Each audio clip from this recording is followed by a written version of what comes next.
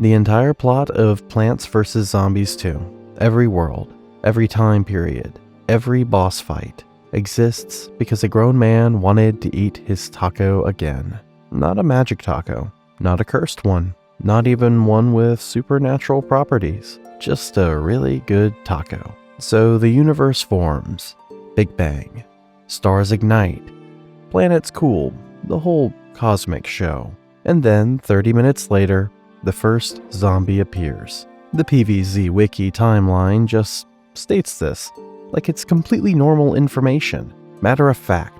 Like of course that's where the first zombie showed up. Where else would it show up? According to the lore, these zombies are not like the zombies you've seen in movies or whatnot. They're basically very stupid people who desperately want to eat brains because they think eating brains will make them smarter. Every decision they make as a civilization, from their military strategy to their career choices, runs through the single filter of, does this get us closer to brains? And honestly, they're not entirely wrong to want to be smarter, because if any group of beings needed to be smarter, it's them. They once spent an entire year, the entire year of 1921, working in a whoopee cushion factory. They all just decided one day, you know what? Let's chill out and make whoopee cushions for a while. And the thing that makes it really click is that this is the same species that also, in 431 BC, stole the catapult design from Greek engineers, the moment the Greeks invented it. So they have these moments of startling competence. Oh, a new siege weapon. We're having that. And then 900 years later, they all go to work at a whoopee cushion factory. Plants vs. Zombies was designed by a guy named George Fan, who at the time was working at PopCap Games. Fan originally conceived of PvZ as a spiritual successor to his previous game, Insaniquarium, a game where you manage a fish tank. The idea was basically defense-oriented Insaniquarium, but with plants. The enemies in early builds weren't zombies, they were aliens. The same aliens from Insaniquarium, only now invading your garden instead of your fish tank. During that phase, the game was called Weedlings. Fan actually had a reason to move away from that name beyond just the zombie swap. He noticed that, at the time, the casual games market was being flooded with gardening-themed games. He didn't want PvZ lumped in with them, so Weedlings was on its way out anyway. But the aliens went first. Fan was sketching concept art one day, drew what he later described as the perfect zombie, and that was that. Out went the aliens, in came the zombies. And then came the placeholder name, Plants vs. Zombies. The thing is, nobody loved the name at first. It was just there, while they figured out something better. The name they landed on, and stuck with through most of development, was Lawn of the Dead, a pun on George Romero's 1978 film Dawn of the Dead. Except they couldn't use it. The Dawn of the Dead remake had recently come out. The MKR group was being aggressively protective of the IP, and PopCap was warned off from even trying. They tried anyway. Fans sent Romero a plea for permission in the form of a video of himself dressed as a zombie temp worker, grunting and programming at a computer, with subtitles about runtime errors. Romero still said no. The names that followed include Resident Evil, an obvious pun that was almost certainly a non-starter for obvious reasons, Zombotany, which didn't make it as a title, but lives on in the final game as the names of 2 minigames, and Bloom and Doom, which actually made it furthest. A December 2008 beta build is literally titled Bloom and Doom in the game files. Fan reportedly dropped it over concerns about the word Doom. Bloom and Doom survives in the final game. It's printed on every seed packet. The Bloom and Doom Seed Company. So eventually nobody could agree on anything better. Plants vs. Zombies it was. If you ever picked up a seed packet in the original Plants vs. Zombies and looked at the top of it, small text reads Bloom and Doom Seed Company. Most people never read that. Why would you? You're You're grabbing a cherry bomb mid-wave. You don't have time to read packaging. That means the plants are commercially manufactured seeds, grown by a company and sold to the public. According to the Plants vs. Zombies official guide to protecting your brains, which is a real book, written by Simon Swatman and Adam Howling, Bloom & Doom Seed Company was founded in 1968 by a woman named Barbara Johns. The zombie war didn't start until 2009, so for 41 years, Bloom & Doom Seed Company was just a plant company, either completely unaware of what was coming, or, and this is the version I prefer, she knew exactly what was coming and spent 4 decades building the infrastructure that would make human survival possible. The game doesn't say. It's just text on a seed packet. The official guidebook includes an advertisement for Bloom & Doom Seed Company with the tagline, "They're coming to get you, Barbara." That's a direct quote from George Romero's 1968 zombie horror film, Night of the Living Dead. The company was founded in 1968, the same year as that film. Barbara Johns is named after the woman who got that line said to her. The Suburban Almanac is an encyclopedia of every plant and zombie in the game, with flavor text that is low-key kinda funny, and all of it was written by a guy named Stephen Notley. Notley wrote the individual personality-revealing entries for every single plant and zombie, and in PvZ2, he came back to write everything from the Lost City world onward. The Snorkel Zombie entry says, "Zombies don't breathe, they don't need air. So why does Snorkel Zombie need a snorkel to swim underwater?" Answer, peer pressure. The Ducky Tube Zombie entry reads, "It takes a certain kind of zombie to be a ducky tuber. Not every zombie can handle it. Some crack. They can't take it. They walk away and give up on brains forever." The Bungie Zombie entry says, "Bungie Zombie loves to take risks. After all, what's the point of being dead if you don't live a little?" The Ladder Zombie entry just says, "He picked the ladder up for $8.99. This man went somewhere during the zombie apocalypse, found a ladder, decided $8.99 was a reasonable price, and showed up to your lawn with it." And the Zombie Yeti, who's this mysterious rare creature you only encounter once in a hidden entrance, and who runs away if you don't kill him fast enough. His entry builds up the mystery and then immediately lists literally everything. Little is known about the Zombie Yeti, other than his name, birth date, social security number, educational history, past work experience, and sandwich preference, roast beef and Swiss. The Dolphin Rider Zombie's entire entry is 6 words. The dolphin is also a zombie. And the Pumpkin entry reads, "Pumpkin hasn't heard from his cousin Renfield lately. Apparently Renfield's a big star. Some kind of, what was it? Sports hero? Peggle master? Pumpkin doesn't get it. He just does his job." Renfield is a character from PopCap's own game Peggle, a cross-game cameo in a plant's internal monologue. I think about Notley a lot when I think about why PvZ worked the way it did. The gameplay is great, but Notley made these things feel like actual people with inner lives. The Zombie Yeti is unknowable, but loves a specific cold cut. The Gloom Shroom has a whole pragmatic argument for why his emissions are fine, actually. Notley is also known outside of PopCap for creating the long-running webcomic, Bob the Angry Flower. So the voice he brought to PvZ was his whole deal. Speaking of characters, let's talk about the Dancing Zombie and what happened to him.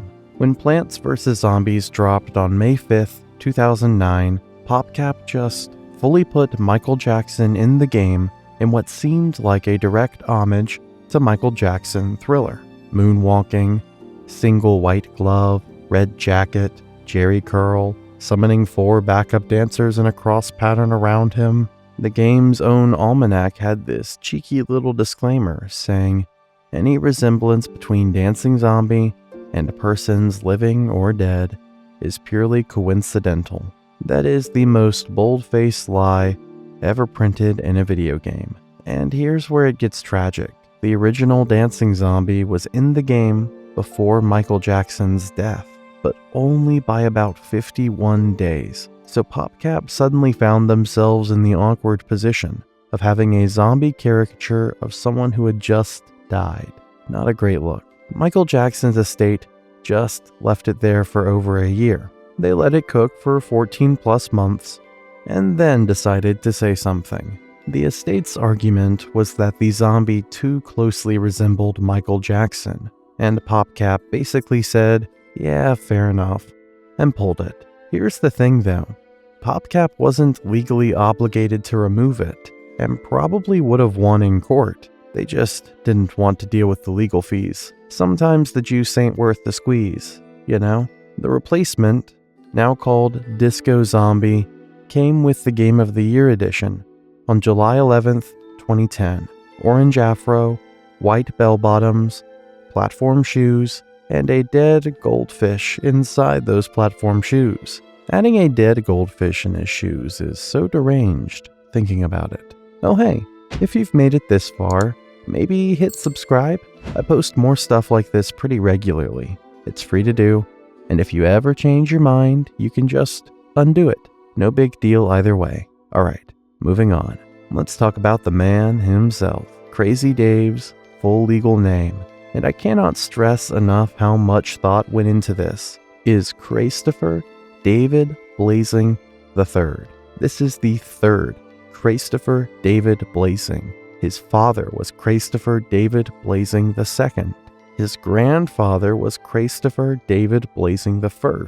Somewhere, long ago, someone looked at their newborn baby and made the decision to name him Christopher. And then their child named their child Christopher. And then that child named their child Christopher. According to PopCap, Crazy Dave is 36 years old.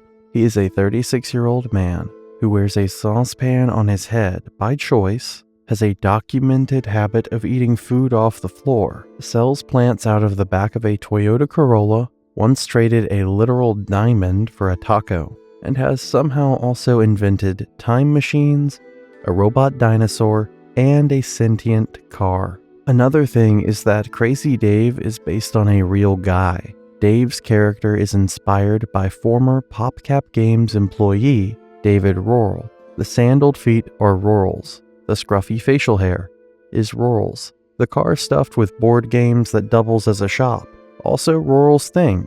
Rorrell himself still shows up to PopCap parties wearing a pot on his head as tribute to the character that was based on him, and he's credited in the game under special thanks. George Fan, who also created the game, voices him in the original, speaking entirely in made-up sounds. Wabby Wabbo, Gurgle Grappa Blurg Storm Pillow.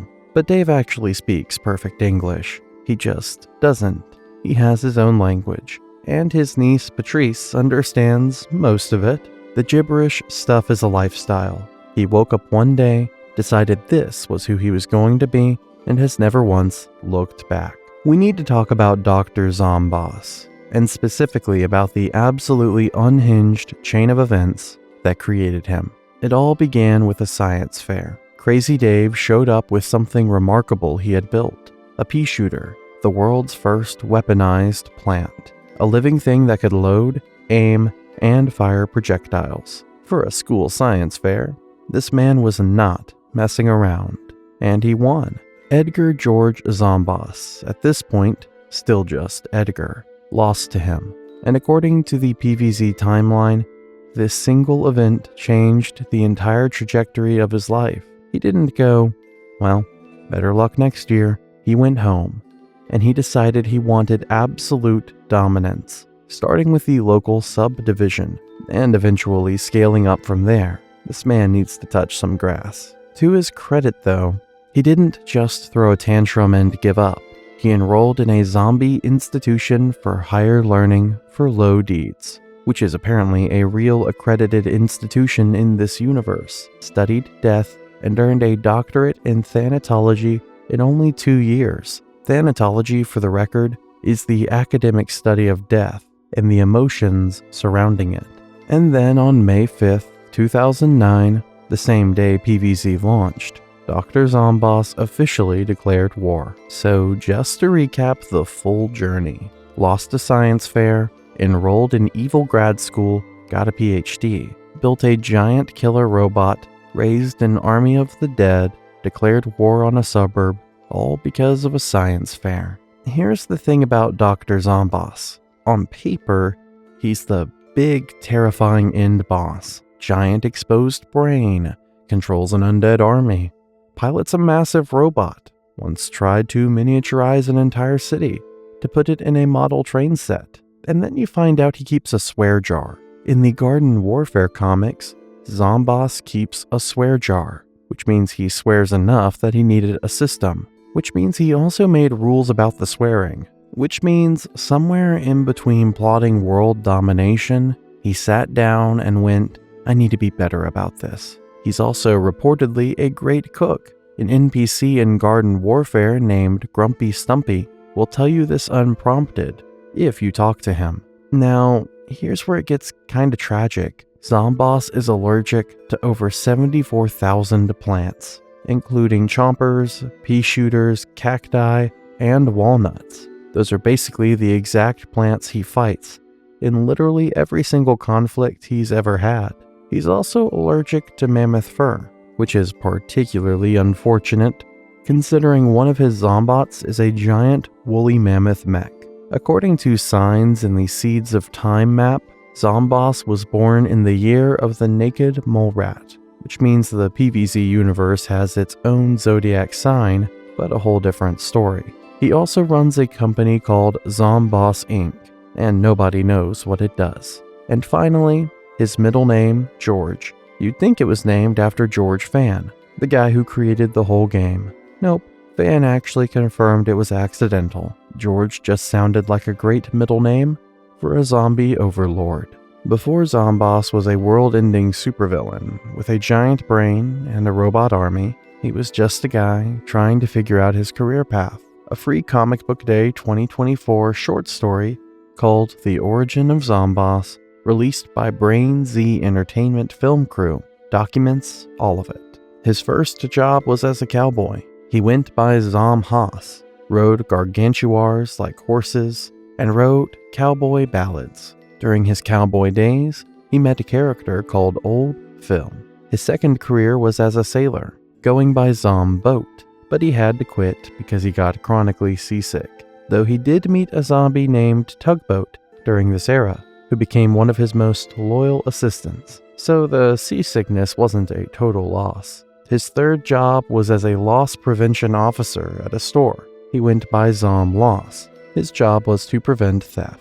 He prevented approximately $2 million in theft during his tenure, and caused approximately $34 million in theft during his tenure, because the zombies he was supervising did not understand the concept of paying for things. He disclosed this freely. He also met a zombie named Big Trouble during this era, who worked at a perfumery nearby. His fourth gig was as a woodsman, living in a moss-filled forest. He went by Zom Moss. He enjoyed it, met a zombie named Frog Pants there, but felt a certain hunger for brains and personal service, and left. His fifth and final job before the apocalypse was as a star athlete. He went by Zom Toss, became the starting quarterback of his college football team after all the other quarterbacks were accidentally sent to Bouvet Island, a real, extremely remote, essentially uninhabited Norwegian island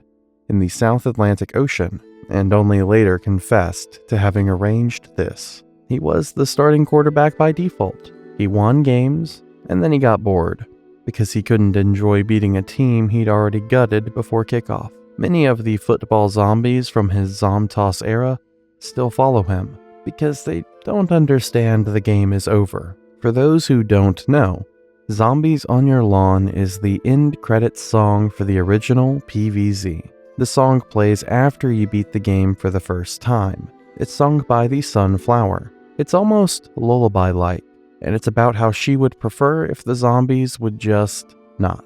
It was composed and performed by Laura Shigehara, the game's lead composer, who also voices the Sunflower in the music video. And the zombie parts, all the grunting, moaning, "We Are the Undead" backup vocals, are George Fan's. At the end of the credits, it's listed as a Bloom and Doom Records release, the same company whose name is on the seed packets. Barbara Johns, the woman who founded this plant company in 1968, also got into music distribution. Patrice Blazing is Crazy Dave's 11-year-old niece, and the most competent person in any given situation, by a pretty wide margin. She speaks 4 languages: English, French, Italian, and this is listed as a formal language in her bio, Crazy Dave. She can understand approximately 84% of everything her uncle says, although she also admits, in Timepocalypse, that most of her translations aren't fully accurate either, so she gets 84% of it and gets some of that wrong. There is a portion of Crazy Dave's speech that is simply beyond any interpretive framework that exists. She has defeated 117 zombies. She has run away from 14. That is a remarkably good win rate for anyone, let alone an 11-year-old. She was crowned Queen of Egypt during one of the time travel adventures, and resigned when Crazy Dave showed up with the time machine. Her likes are soccer, lemonade, rainstorms, leaping, punching, and spaghetti. Her dislikes are Zomboss and being told what to do, which are probably connected given that Zomboss spends most of his time trying to tell the entire world what to do. Her favorite plant is the sunflower, which makes perfect sense. Patrice is the reliable, nurturing force of the group, the one who understands Dave, the one who keeps Nate from doing something immediately catastrophic. The sunflower is the plant that makes everything else possible. Paul Tobin confirmed in a tweet that she has parents. She's not in Dave's care by necessity. She just likes hanging out with her uncle and the plants. Nate Timely is Patrice's best friend, an 11-year-old aspiring explorer who treats the zombie apocalypse like a really intense field trip. Full name Nathaniel Timely. Nathan for short, Nate for shorter. He prefers Nate. He understands exactly 0% of Crazy Dave's words. 0. Patrice has to translate everything. Between the two of them, they get most of it covered. He has eaten 284 candy pieces in a single day. That's his personal record. He couldn't beat it in a subsequent challenge, specifically during an eating contest against a Gargantuar, because licorice was involved, and he got to 201 before it fell apart. He doesn't do licorice. He has defeated 117 zombies, the same number as Patrice, interestingly, but he has run away from 32 of them compared to her 14. He encounters a zombie, he has about a 78% chance of fighting it, and about a 22% chance of deciding this particular zombie is not worth it today. He wants to be a cowboy astronaut when he grows up, with a part-time job as a writer. He is very specific about all of this. His favorite plant is the pea shooter. He is not very good at dancing. This came up during a time travel adventure when he accidentally ended up in a 1970s disco contest and did very poorly. Crazy Dave entered the same contest and won effortlessly, which is somehow worse. Nate has since taken many dancing lessons in the future timeline, but they haven't helped much. Despite being presented as the comedy character, the one who runs from stuff, the one who suggests bad ideas, Nate is actually quite intelligent when it matters. In Boom Boom Mushroom, he reverse-engineered Zomboss's entire hydraulic system using only a cave painting Crazy Dave had made as a reference point, while a pit dog named Twister helped. But still, he identified the mechanism, understood it, and reversed it under pressure. He does that while also panicking about the zombies and wanting a pizza. Penny is the name of Crazy Dave's time machine. She presents as a heavily modified 1950s car, almost certainly based on a 1959 Cadillac. Given the tail fin design, she is almost certainly a parody of the DeLorean from Back to the Future, a time-traveling car operated by an eccentric scientist with wild hair and a willingness to risk everything. The parallels are close enough that the game's official promotional materials have explicitly referenced Back to the Future in their splash text for plant and content releases involving Penny. She is the opposite of Crazy Dave in every meaningful way. Where Dave communicates in enthusiastic gibberish, Penny communicates in precise beeps and whirs. Where Dave wants to eat his taco again, Penny is concerned about the integrity of the space-time continuum. She has a built-in program called Google Translate, a parody of Google Translate, that can translate any language. She reveals this in Ancient Egypt, Day 7, when the team needs to communicate with local inhabitants. Before the boss fight in Pirate Seas, Day 25, Dr. Zomboss makes an observation. He notes that Penny's temporal signature, her unique identifier in time and space, basically her fingerprint as a time machine, is almost identical to his own Zombot creations. Penny is aware of this. She asks Crazy Dave directly, "Am I a Zombot?" And Crazy Dave's response is to mention his sandwich. There's a version where Zomboss built Penny and Dave found her. A version where they invented time travel simultaneously, and the machines ended up identical by coincidence. A version where Penny knows exactly what she is, and picked Dave's side anyway, because, well, time travel. In level 4-4 of the original Plants vs. Zombies, a taco appears. Crazy Dave sees it, wants it, and pays the player $1,000 for it. His exact words, "I'll give you $1,000. Yes, the taco is mine. Why'd I give you so much money for a taco? Because I'm crazy."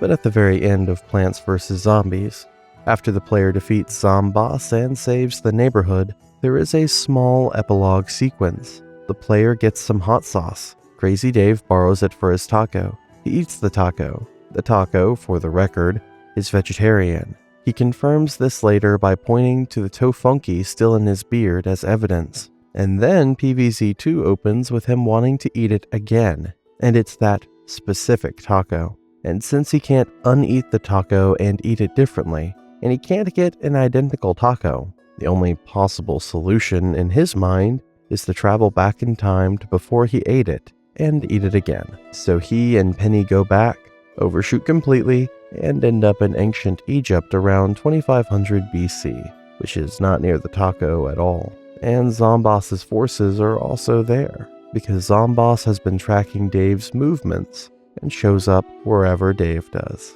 Dr. Zomboss, the villain here by the way, tells Dave to stop.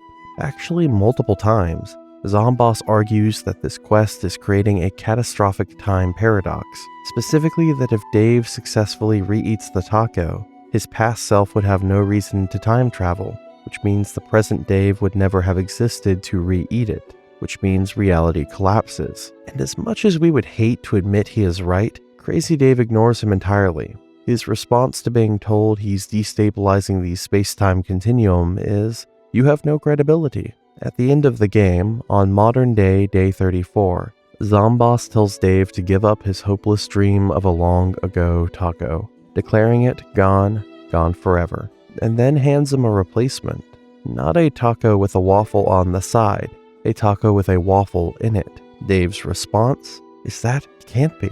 A taco with a waffle in it? Followed immediately by, "This is the greatest day in my or anybody else's life." When Crazy Dave, Nate, Patrice, and Penny arrive in ancient Egypt, Penny calculates that the taco Dave is chasing is 4,500 years from being prepared, which places their arrival in approximately 2500 BC, the transition between the 4th and 5th dynasties of ancient Egypt. The 4th dynasty is when the Great Pyramids of Giza were built, Khufu, Khafre, Menkura, the 5th dynasty that followed it, roughly 2494 to 2345 BC, is the height of Ra worship, a civilization at one of its peaks. It's one of the most significant eras in all of human history. If you look at the hieroglyphics on the player's house, which are easy to miss, they depict a sunflower-producing sun, a zombie walking, a potato mine, a walnut, a lawnmower, a zombie's head, a potion bottle, and Crazy Dave's face. Someone in 2500 BC carved Crazy Dave's face into the wall. Either the time travel is creating paradoxes, or the Egyptians somehow knew he was coming. Now about the music. Shigihara composed the main wave themes for ancient Egypt, the music you hear during normal gameplay. McConnell composed the outro, ultimate battle, demonstration minigame, Zomboss intro, and losing themes. The reason Shigihara didn't score more of PvZ2 is that she left PopCap after George Fan was laid off. McConnell scored the rest of the game from there. The zombies of ancient Egypt wear mummy wrappings. The game's explanation involves Zomboss sending his forces through time and having them dress appropriately for each era, which means someone in Zomboss's organization was responsible for historical costuming. After the team completes ancient Egypt, Penny runs taco proximity calculations, and the numbers are looking promising. Then Crazy Dave sends them to Pirate Seas. When Penny asks what taco-related reason could possibly require a visit to the golden age of piracy, Crazy Dave says, "But pirates, hold on to your parrot sand peg legs." The Pirate Seas world introduced one of the best small details in PvZ2, the Pirate Captain Zombie, whose parrot is also a zombie. The parrot attacks your plants. At some point, Zomboss looked at the pirate era and thought, you know what these undead pirates need? Zombie parrots. And nobody said no. Shigihara composed a Pirate Seas theme before she left PopCap, which was cut and replaced by Peter McConnell in the final game. For years, the track basically didn't exist publicly. Then fans noticed a snippet of it buried in a PopCap promotional video called Crazy Dave Transmission 2. Shigihara checked the video, confirmed it was her composition used without her knowing, searched her old computer, found the original file, and released it on Bandcamp and YouTube. After Pirate Seas, Penny runs her taco calculations again and delivers the following: 6 shooters locked and loaded, old-timey piano music downloaded, chance of taco 0.015%, margin of error 0.016%. The margin of error is larger than the actual signal. The taco reading is statistically indistinguishable from zero. They are operating below the noise floor of their own instruments. This is not a mission with a goal anymore. This is just a man and his car hurtling through time, and they go anyway. Before the Day 25 boss fight, Zomboss sends a note directly to the player, arguing that they're sharing in Crazy Dave's madness, that there's no real zombie threat, and that the zombies are simply normal people trying to help. And the thing is, he's not wrong. At this point, the taco percentage rounds to 0.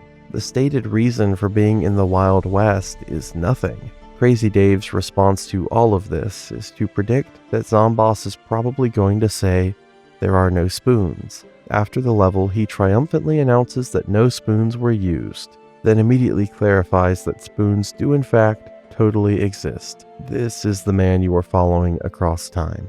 The Wild West at least gave us minecarts, rails on the lawn that let you slide plants between lanes mid-level, and based on the Flag Cowboy Zombies flag, the game seems to be placing this specifically in Texas, which tracks. Nowhere else would have this many zombies and this little concern about it. In Timepocalypse, the Dark Horse comic where Crazy Dave sends Nate and Patrice racing through different time periods to find pieces of Zomboss's destroyed sun vacuum before he can, they eventually land in the far future, and when they arrive, they discover that they have become their future grown-up selves. Mentally, they are still 11, but physically, they are adult versions of themselves. A transmission from Zomboss reveals that in the future, they are wanted criminals. Apparently, at some point between now and then, these two 11-year-olds became the two most dangerous people in the post-2020 period. Patrice's future self has mastered 452 forms of martial arts, including Gorilla Chop and Toaster Fu. Nate's future self is the world's most skilled anti-zombie scientist. The kid who ran from 32 zombies grew up to be the leading expert on fighting them.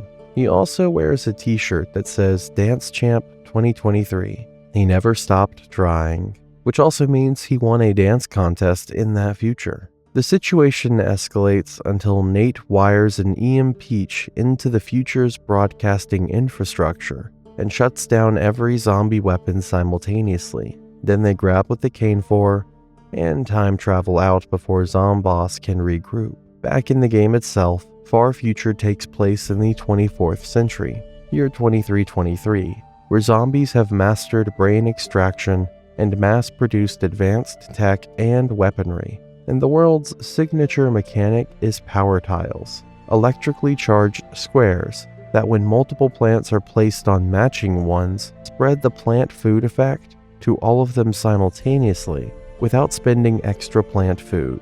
In the Dark Ages, there is no daytime. No sun falls from the sky thanks to the perpetual nighttime, and gravestones litter the lawn and can spawn zombies. So right off the bat, you're already stressed. You have no passive income, the lawn is partially blocked, and enemies can just appear out of nowhere. Cool. But some of those gravestones are marked with a sun icon, and if you destroy them with Gravebuster, they give you 100 sun each. So the thing actively threatening you is also your best source of income. And since sun doesn't drop from the sky at all, you're completely dependent on sun-producing mushrooms to afford anything. Sunshroom is your main workhorse. It starts off giving tiny suns, then medium ones, then eventually large ones as it levels up. Oh yeah, tombstones can spawn by themselves at any time, even on squares that already have plants, which just shoves your plant forward or tosses it out of position entirely. So it's not just zombies are hard. The lawn itself is working against you.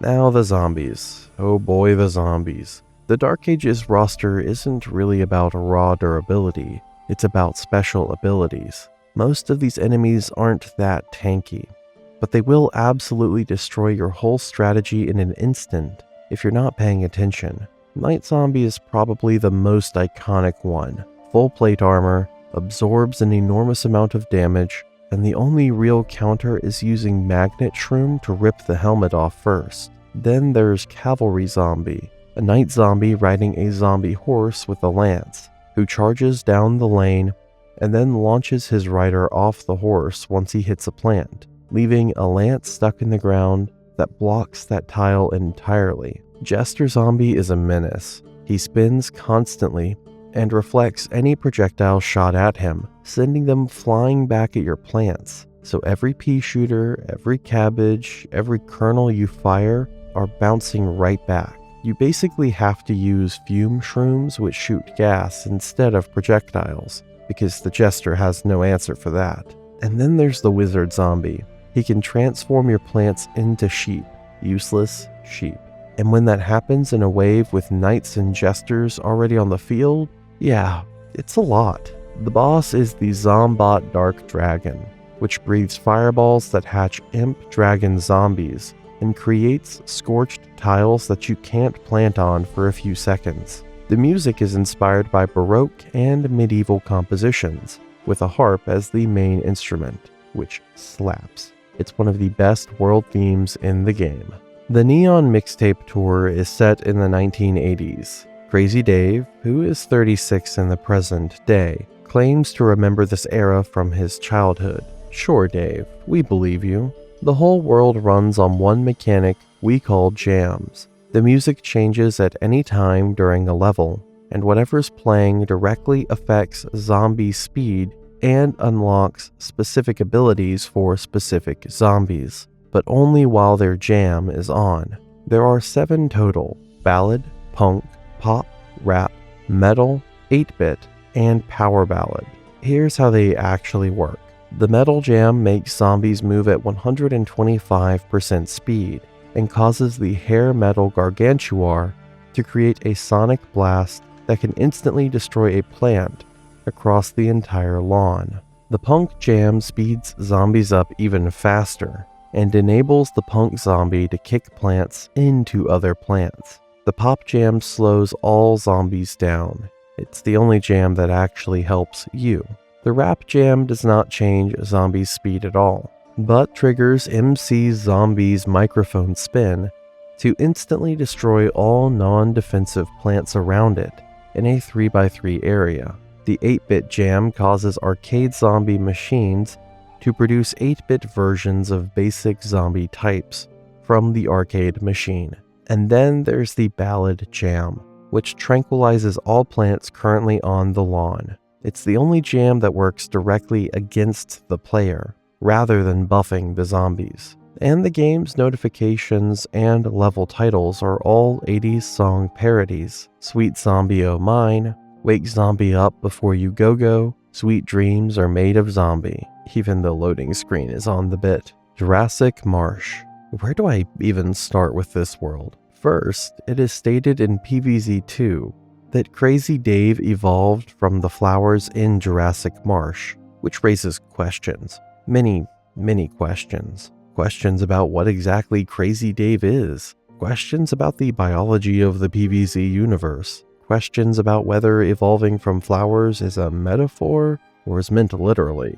Questions about whether this means Crazy Dave is more plant than human, and whether that's why the plants trust him so much, and whether the entire defense of the lawn is, on some level, a family reunion. When they arrive in Jurassic Marsh, Penny tells Dave it's 153 million years in the past, and Dave says, "That's before I was even born."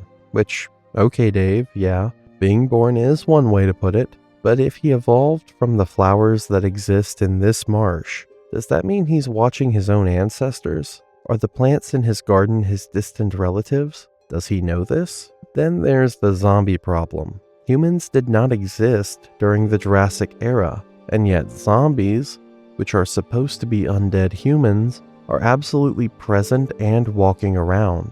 The Jurassic Gargantuar wonders how there can be zombies millions of years before the advent of humanity. He doesn't let it get in the way of his plant bashing though. The zombie himself is confused about his own existence and just decides it's not his problem. Relatable, honestly. Then the ending. You beat Zomboss. You're feeling good. And then Penny detects an incoming meteor and recommends immediate evacuation. And Crazy Dave, looking out at all the dinosaurs he's just spent weeks fighting alongside and against, says goodbye to them with, "Goodbye dinos, you'll be birdies in no time," which implies that the KT extinction event, the meteor that wiped out the dinosaurs, did in fact happen, meaning nothing they did in this era changed anything. There are also two other details from Jurassic Marsh that deserve mention. First, the game itself notes in the Jurassic Gargantuar's Almanac entry that humans didn't exist during this time period, and yet zombies, assumed to be undead humans, are present. Second, the ending of Jurassic Marsh. After defeating Zomboss on day 32, Penny detects an incoming meteor and devises immediate evacuation. Crazy Dave's farewell to the dinosaurs is "Bye-bye dinos, you'll be birdies in no time." And then Zomboss, freshly defeated again, announces that he has no choice but to enact Project Paradox, which kicks off modern day, the final world, where he declares that Crazy Dave's entire taco-fueled time travel adventure has shattered history, and it's now his job to fix it. Okay, so Project Paradox. Crazy Dave ate a taco. He wanted to eat it again. That's it. That's the reason we went to ancient Egypt. That's why we fought pirates. That's why we jousted in the Dark Ages and survived a dinosaur extinction event. A taco. One single taco. And Zomboss, after losing to us in every single time period across thousands of years of human history, finally lands on a plan that actually makes sense. He travels to modern day, moments before the whole adventure begins, and tries to stop Crazy Dave from eating the taco in the first place. Because if he can stop Dave from eating the taco, the entire adventure ceases to have ever happened. The whole journey just never happens. Penny clocks it immediately. She tells Dave they've arrived moments before their own departure, that Zomboss is going to try to prevent the initial taco consumption, and that their entire journey will cease to exist. Dave's response, word for word. "No." Sorry, I was busy screaming. No.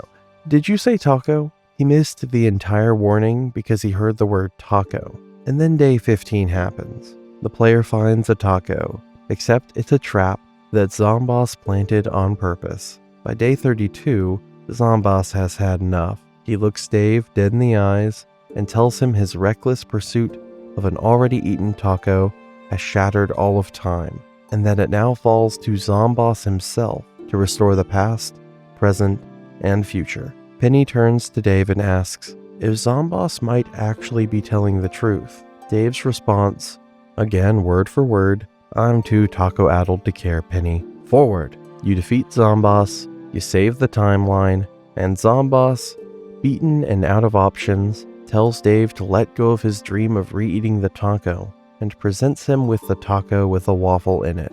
Dave declares it the best day of his life, or anyone else's. Newspaper Zombie is the character in this game that I think most people have strong feelings about. He's just a guy, a zombie technically, but mostly just a guy walking to work.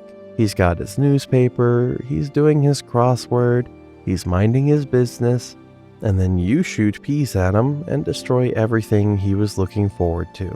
In PvZ2, when his newspaper gets destroyed, he gets a full 4 times boost to both his speed and his attack rate. The almanac says you can't really blame him for getting so upset. He was this close to finishing the crossword. 23 down was brains. 23 down was brains. If you listen closely while he's walking, he's actually muttering out loud. He says things like 23 down is brains. He almost had it, and you blew it. During a zombie apocalypse, this particular zombie decided that his best defensive option was a screen door, which raises the question, where did he get it?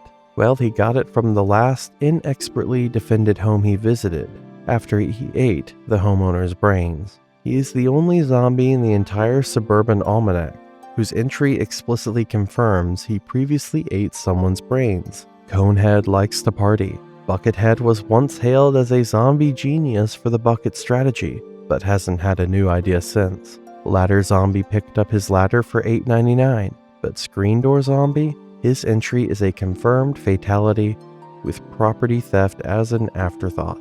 The Snorkel Zombie shows up wearing a broken snorkeling mask, 1 swim fin, an arm float, and a white tank top that says, "I love brains." Already a disaster of an outfit. His almanac entry reads, "Zombies don't breathe, they don't need air. So why does Snorkel Zombie need a snorkel to swim underwater?" Answer, peer pressure. There's a whole universe implied in that sentence.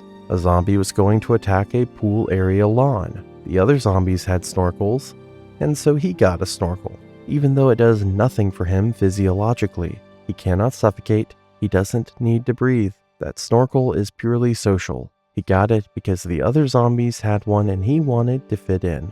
And then PvZ2 added a second almanac entry for him. Snorkel Zombie has a hard time getting the bikini zombies. He's tried offering them flowers, jewelry, and even chocolate-covered brains, but nothing seems to work.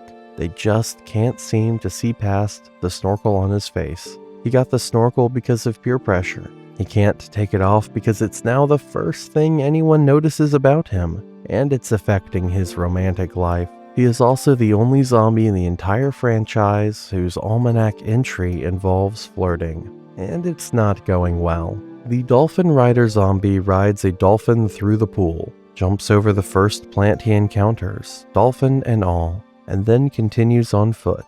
Fast, dangerous, and nearly impossible to plan for if you're not expecting him. He cannot jump over a tall nut, which is a design choice that raises its own questions about dolphin physics. His almanac entry is the shortest of any plant or zombie in the entire game.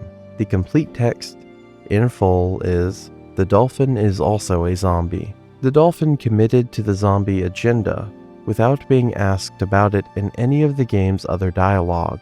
The zombie rides a dolphin, who is also undead and also on board. And then in the Zombies on Your Lawn credits song, when the zombies get their backup vocal moment, the dolphin's specific line is, "We are so the undead." Some versions of the game also include a second almanac line. The carp is also a zombie. No further context is given for the carp. The carp has not appeared in any level. The carp is simply also a zombie. The bungee zombie descends from the sky on a bungee cord. He is the 20th zombie you encounter in adventure mode, and the first new one introduced in the roof levels. and he immediately breaks every rule every zombie before him followed. He drops from the sky, hovers over one of your plants, snatches it, and snaps back up before you've fully processed what just happened. Before he strikes, a crosshair falls from the sky marking his target. Then you hear a high-pitched "Yeehaw!" and he's already on the way down. And during the final wave of roof levels, he doesn't even steal anything. He just drops other zombies directly onto your lawn, bypassing your entire front line of defense. He cannot steal cop cannons, for the record. They take up 2 tiles, too big to carry. Good to know the guy has limits. He's also technically a stuntman. The almanac notes that no one better suits the job of being hung by a wire than him. Now, his almanac entry: Bungie Zombie loves to take risks. After all, what's the point of being dead if you don't live a little? He looked at being dead and went, okay, so what do I have to lose now? And the answer he arrived at was nothing. Absolutely nothing. So he strapped himself to a bungee cord and started stealing plants off of strangers' roofs while yelling "Yeehaw!" The Chinese version of the game has a slightly different take on it. Bungie Zombie loves adventure. Besides, if you're no longer alive, what's the harm in dying again? It's the same thing, but with a different phrasing. The ladder zombie is the 21st zombie you encounter in adventure mode, and he is mechanically one of the more threatening ones. While carrying his ladder, he moves faster than a normal zombie, not slower, as you might expect from someone hauling equipment. When he reaches the first defensive plant he comes across, he places the ladder against it and then slows to a normal place. Except here's the actually annoying part: he leaves the ladder behind. Every zombie behind him in that lane can now just climb straight over your walnut or tall nut without touching it. The wall you spent sun on, the wall you built your whole defense around, is now a ramp. And to deal with the ladder itself, you need a magnet shroom to pull it off, or an explosive to destroy it. And his entire almanac entry is, he picked up the ladder for $8.99. That $8.99 is significantly underpriced compared to a real ladder, which runs anywhere from about $50 to over $200. The Gloom Shroom is the most expensive mushroom in Plants vs. Zombies, and that's before you factor in the cost of the Fume Shroom he has to sit on top of. You're paying $7,500 just for this guy, and he's not even the easiest plant to get on the field. You have to plant a Fume Shroom first, then plant him on top of it. What you get for that investment is a plant that fires heavy toxic fumes in all 8 directions around itself, hitting every zombie in the surrounding tiles simultaneously. He's also a mushroom, so he sleeps during the day. You need to wake him up with a coffee bean if you want him working day shift. He has a permanent, sad expression on his face, always, and yet his seed packet shows him smiling. His almanac entry: I've always enjoyed releasing heavy fumes. I know a lot of people aren't cool with that. They say it's rude or that it smells bad.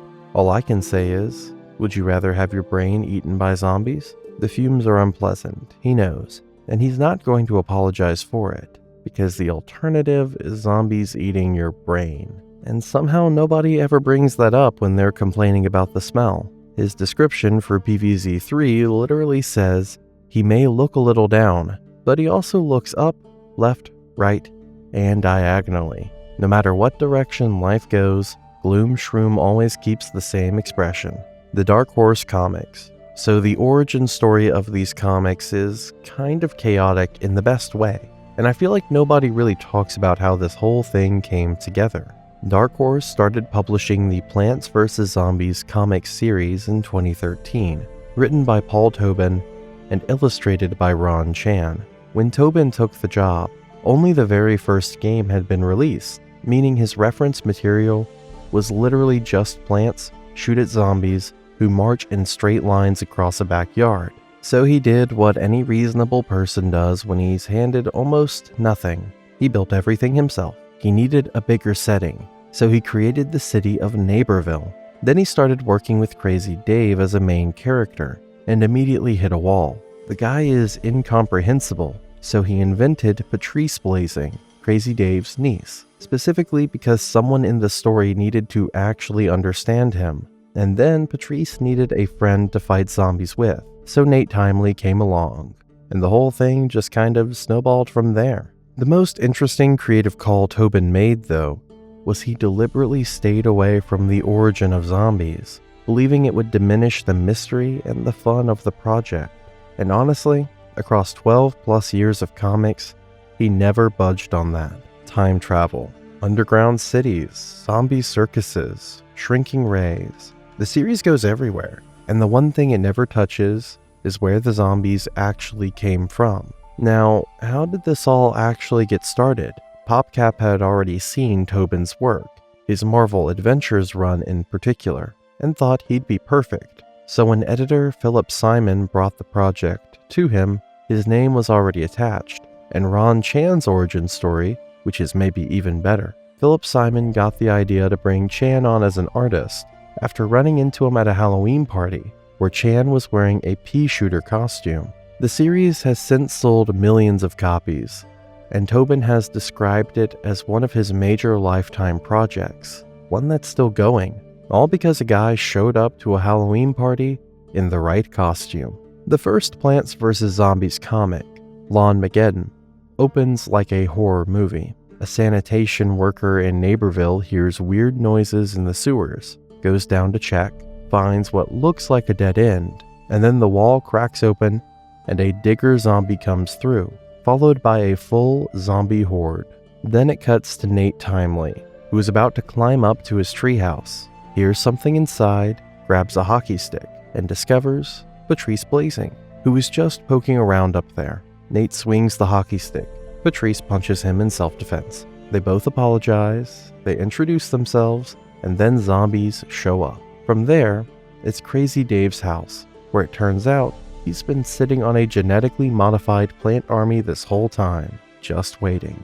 Naperville did not deserve him. Zomboss's plan in this first arc is actually kind of smart for a cartoon villain. He builds a machine that pumps out a massive cloud of dark smoke to block the sun over the whole town. In the comic, sunflowers don't generate sun for placing plants the way they do in-game. Instead, they use sunlight to give energy directly to the plants that they are already fighting. So killing the sun doesn't stop you from planting. It shuts down the plants you already have. The fix involves getting to a massive wind machine inside Patrice's family mansion, which is obviously full of zombies. And before they even go that route, Patrice tells Nate that Crazy Dave could build a life-size, fire-breathing T-Rex if they gathered the right materials. And she only mentioned the wind machine second because she thought the T-Rex sounded cooler. They get the machine running, the cloud clears, Naperville survives. Zomboss retreats but drops a shower of threatening letters on his way out, promising he'll be back to eat everyone's brains. Mr. Stubbins is Dr. Zomboss's pet zombie hedgehog. In the comics, Stubbins is one of the things Zomboss cares about most in the world.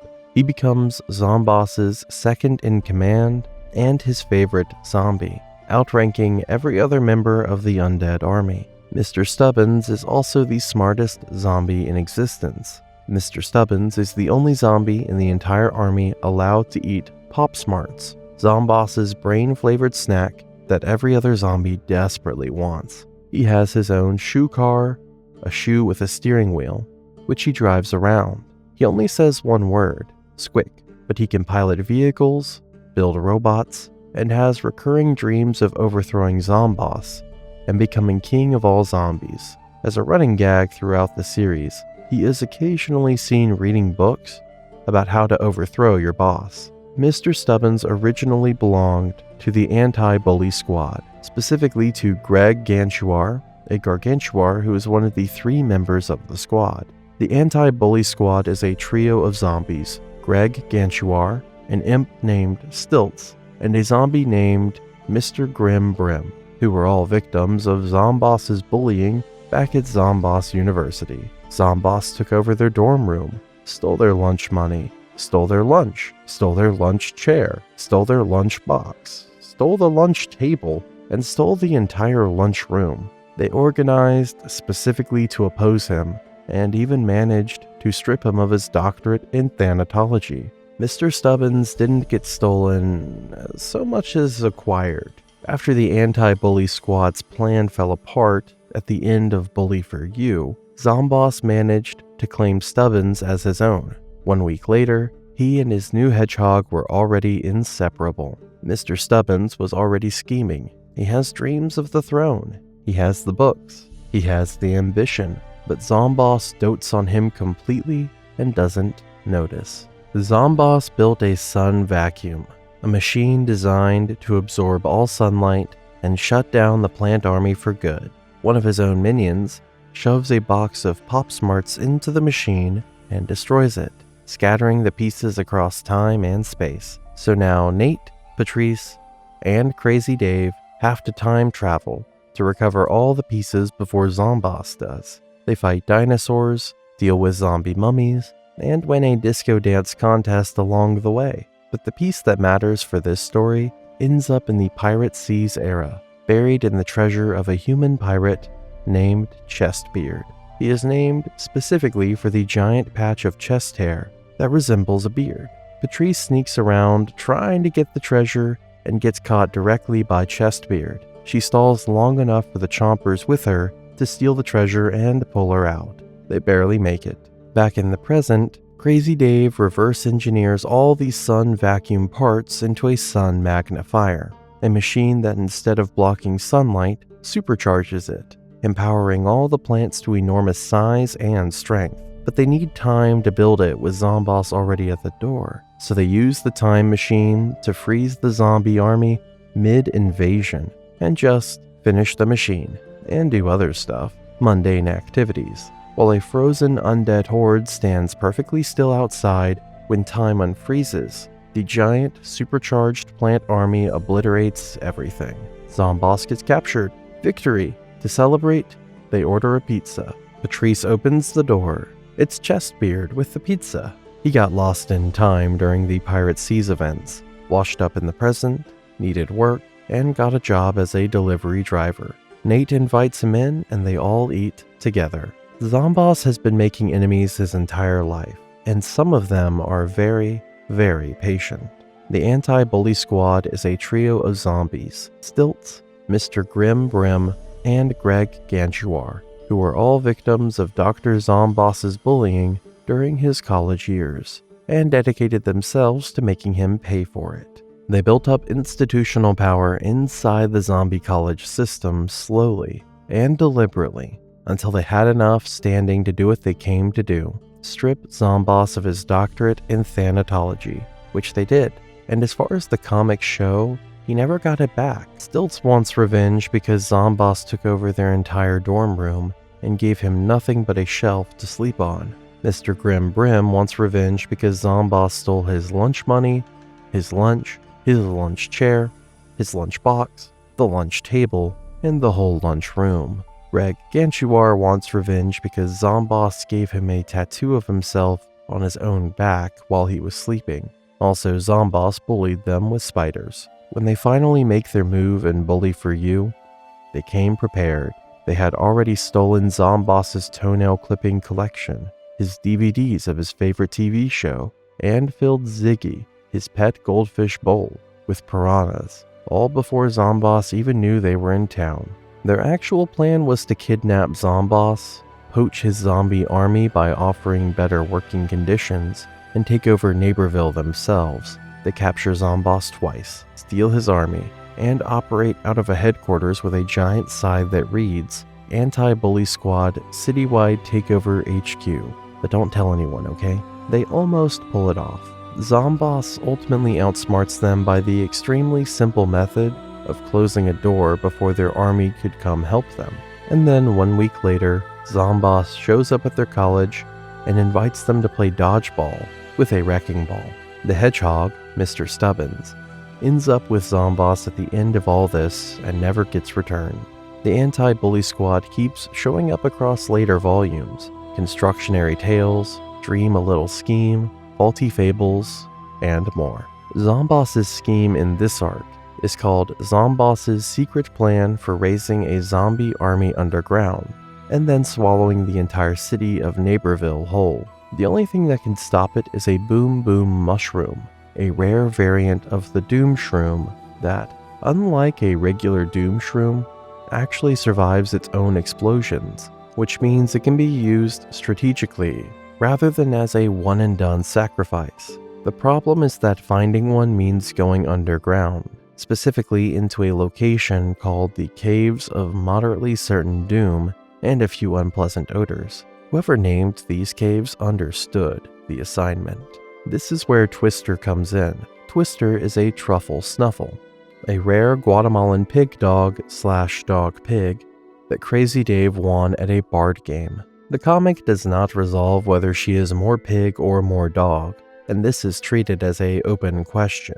She has an incredible sense of smell, which makes her perfect for tracking underground fungi. Crazy Dave tells the kids that he and Twister discovered the Boom Boom mushroom on one of his own adventures. So Nate and Patrice head into the caves using Twister's nose to find it. They find the mushroom. His name is Lawrence. He appears as a mystical, powerful figure, and after some convincing, he agrees to help save Naperville. Lawrence, the Boom Boom mushroom then, and this is real, rides on top of Nate's head through the caves to reach the heart of Zomboss's underground operation, detonates, and destroys the steel pillars Zomboss built to support his underground conquest of the city, bringing the whole scheme down. During Timepocalypse, when the team arrives in ancient Egypt, and Crazy Dave immediately informs them that one of the sun vacuum pieces can only be won as a prize at a 1970s disco dance contest. So Nate and Dave take the time machine there, leaving Patrice alone in ancient Egypt to hold things down. The disco contest side of the story is its own disaster. Nate is completely destroyed at the dance contest. Crazy Dave wins effortlessly. Meanwhile, back in ancient Egypt, when Nate and Dave return, Patrice has somehow gotten herself crowned Queen of Egypt. She also already secured the machine piece they needed. Both missions are now complete, the one they left her with, and the additional one of becoming Egyptian royalty. Her own character lore notes that she was crowned Queen of Egypt and that she is not sure how it happened, but she resigns as soon as Crazy Dave shows up with the time machine. In 2014, Plants vs. Zombies Garden Warfare was released. It was developed by PopCap Vancouver and published by Electronic Arts, and it was a different kind of game. You could play as plants or zombies. You aimed, shot, and got shot. There were competitive 12 vs. 12 multiplayer modes and a 4-player cooperative wave defense mode called Garden Ops, where plants hold off zombie attacks together. This should not have worked. The leap from put pea shooters on a grid to here is a third-person online shooter where you are the pea shooter is enormous. The tonal translation from cozy, warm, slightly spooky lawn defense to actual multiplayer shooter is not obvious. It worked. The game received generally positive reviews, with critics specifically praising its playful tone, character designs, and the fact that PopCap had successfully converted the franchise's humor into a new genre on their first attempt at a shooter. Criticisms focused on the limited number of maps and modes, and the lack of content for a multiplayer game. By November 2015, more than 8 million players had played it. A sequel followed in 2016. The game has 8 classes, 4 per side. On the plant side, Pea Shooter, the Assault class, Sunflower, Support, Chomper, Close Range Tank, and Cactus, Sniper and Specialist. On the zombie side, Foot Soldier, Assault, Scientist, Support, All-Star, Tank, and Engineer, Specialist. Each class has distinct abilities, distinct movement, and distinct personality. The Pea Shooter class behaves like a pea shooter. The Foot Soldier is doing a military thing and takes it seriously. The Scientist is doing a science thing with erratic energy. These aren't interchangeable units. They're characters. The lore implication of all this is significant. Garden Warfare established that the plants and zombies aren't forces on a grid. They're individuals. They have roles, routines, and personalities that exist outside of the tower defense context. On the setting, the first Garden Warfare takes place across a variety of suburban maps. Its sequel, Garden Warfare 2, introduced a hub world called the Backyard Battleground, centered on a town called Suburbia, split down the middle, plants controlling one half, zombies the other. The zombies had conquered Suburbia between games and renamed their half Zomburbia. The name Neighborville, used throughout the comics and later games, refers to the broader city, with Suburbia being a neighborhood within it. Most franchise sequels don't have the guts to open with the heroes having already lost. Garden Warfare 2 does exactly that. Between the two games, the zombies turn the tides, conquer Suburbia, and rename it Zomburbia. Garden Warfare 2 opens with this as the established reality. The plant's home is gone, the zombies are in charge, and the plants have to fight to get it back. How did it happen? Zomboss explains it himself in a letter posted in character to the game's official channels, and it's one of the most unhinged victory speeches you'll ever read. In his own words, he decided only one person was brilliant enough to help him, so he asked himself, specifically his future self, for help. Supplied with Z-Tech from the future, he invented the Z-Mech, a system that transforms imps into giant machines of destruction. With technology the plants had no counter for, the zombies overwhelmed Suburbia. He beat them by importing tomorrow's weapons into yesterday's war. A 3-issue tie-in comic from Dark Horse published in 2015 documents how the conquest happened, so the lore has receipts. And then you load into Garden Warfare 2 and see what they built with it. Suburbia is split down the middle. The zombie half has Zomboss HQ running at full capacity, a Z Academy graduating new zombie recruits, and in the town square, a marble statue of Zomboss, styled after Julius Caesar. As a plant, your mission is to become an agent of Leaf and reclaim lost ground. As a zombie, your mission is to defend the conquest and become top zombie. What makes this interesting from a game design perspective is how rare it is. Most franchises would never let the villains actually win. They'd find some story reason to preserve the status quo, keep the heroes on top, reset before the next game.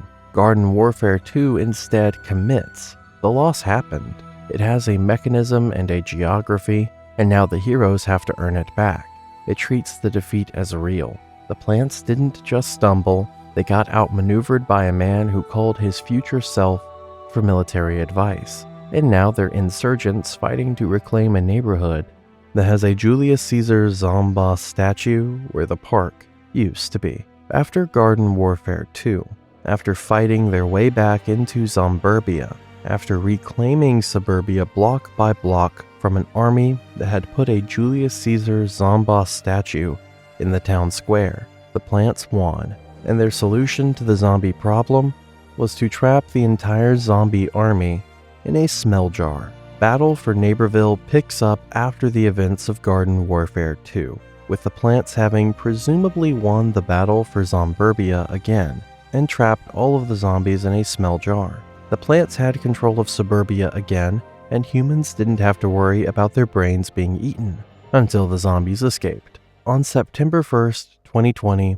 PopCap announced they would be discontinuing the game in a month due to commercial failure. On September 29th, 2020, Battle for Neighborville received its final content update. Battle for Neighborville is the last game PopCap Vancouver ever made. The studio closed in 2021. The shooter branch of the PvZ franchise, Garden Warfare in 2014, Garden Warfare 2 in 2016, Battle for Neighborville in 2019, ended here, mid-conflict, with the story unresolved and a bunch of scrapped character classes sitting in the game's files that never made it out. The zombies escaped the smell jar, and the fighting started again. According to a now taken down README file from the original PopCap website, Crazy Dave's shop car, Twitty Dinkies, is a Toyota Corolla. He runs his plant upgrade shop out of the trunk of it. He also lets the plants borrow it sometimes. Penny is his sentient time-traveling car, a modified 1950s vehicle with tail fins, a harpoon gun, a porthole, a life buoy, a fire extinguisher, a siren, a satellite, and fuzzy dice hanging from the rear view mirror. Penny is the sentient time-traveling car introduced in PvZ2, built out as a character with personality and her own relationship with Dave. But in the Garden Warfare games, the flying RV is doing all the work, and by Garden Warfare 2, it also travels through time. In the Garden Warfare series, Crazy Dave commands the plant forces from his RV, which is capable of traveling through the air, and by Garden Warfare 2, through time as well. It has a pot on the roof, because of course it does. In boss mode, the only moment in the entire franchise where Crazy Dave is directly playable, the player takes control of him in the RV, flying over the battlefield to deploy heal stations, spot zombies, call in airstrikes, and resurrect fallen plants. At Zombie College, Zomboss arrived already brilliant and already committed to making other people miserable. He bullied his classmates, lorded his intelligence over them, made their lives miserable in increasingly specific ways, and would eventually have his doctorate in thanatology stripped from him by the anti-bully squad, those same classmates who organized specifically to retaliate. But that came later. Stilts, one of the founding members of the squad, was Zomboss's original assigned roommate, and Zomboss promptly kicked him out and gave him nothing but a shelf. As punishment or replacement, Zomboss was given a new roommate, David Blazing, who, as we know, is his arch nemesis.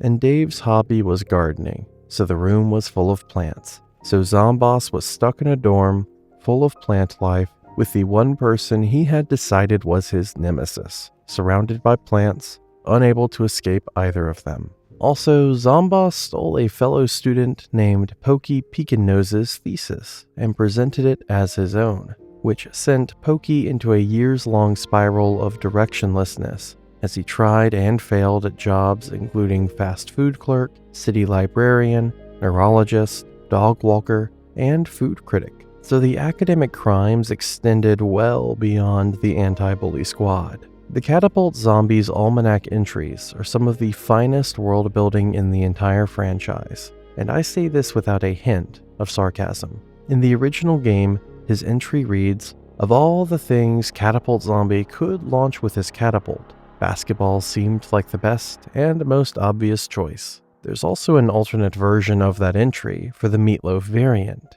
Catapult Zombie could launch anything with the catapult, but Meatloaf's seemed like the best and most obvious choice. Then PvZ2 comes along and deepens the lore considerably. The new Almanac entry reads, "Even with 2 Z-Corp factories producing basketballs around the clock, there never seems to be enough. Z-Corp has dedicated 2 separate factories exclusively to basketball production. Both factories operate continuously around the clock, and the zombie army's catapult operations are still outpacing supply." Most of the zombie army showed up to the apocalypse with whatever was nearby. The newspaper zombie grabbed a newspaper. The football zombie already had his pads on. The screen door zombie found a screen door. These are not organized people. And then there's the zombie bobsled team. Their almanac entry, "Zombie bobsled team worked hard to get where they are. They live together, eat brains together, and train together to become a cohesive zombie unit." These 4 zombies have a practice regimen. They share living quarters. They have built team chemistry in a sport, bobsledding, that requires precise 4-person coordination, timing, and sustained athletic commitment. Bobsledding is not a casual activity. You cannot just get in a bobsled and go. It requires training. It requires trust. It requires everyone to do their job in the same fraction of a second, or the whole thing falls apart. And they did that work. The side of their bobsled reads, "Brains or bust." That's the kind of thing you put on the side of a vehicle when you have decided, as a unit, what you stand for. They mostly only appear when a Zomboni has laid down enough ice trail for them to operate on, which means their entire deployment depends on infrastructure set up by a different zombie.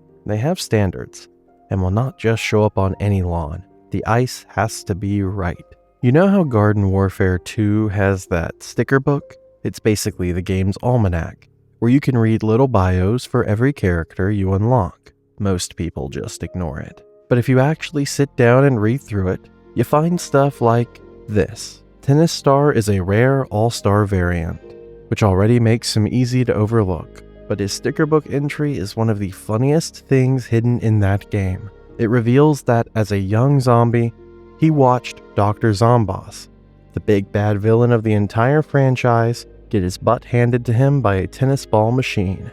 And instead of being horrified or embarrassed for his boss, Tennis Star saw it and thought, I need that power. So he built his whole life around it. Now he just roams around firing tennis balls at everything, giggling to himself the whole time. His weapon is called the Double Fault Assault, which is a tennis term for when you mess up your serve twice in a row, by the way.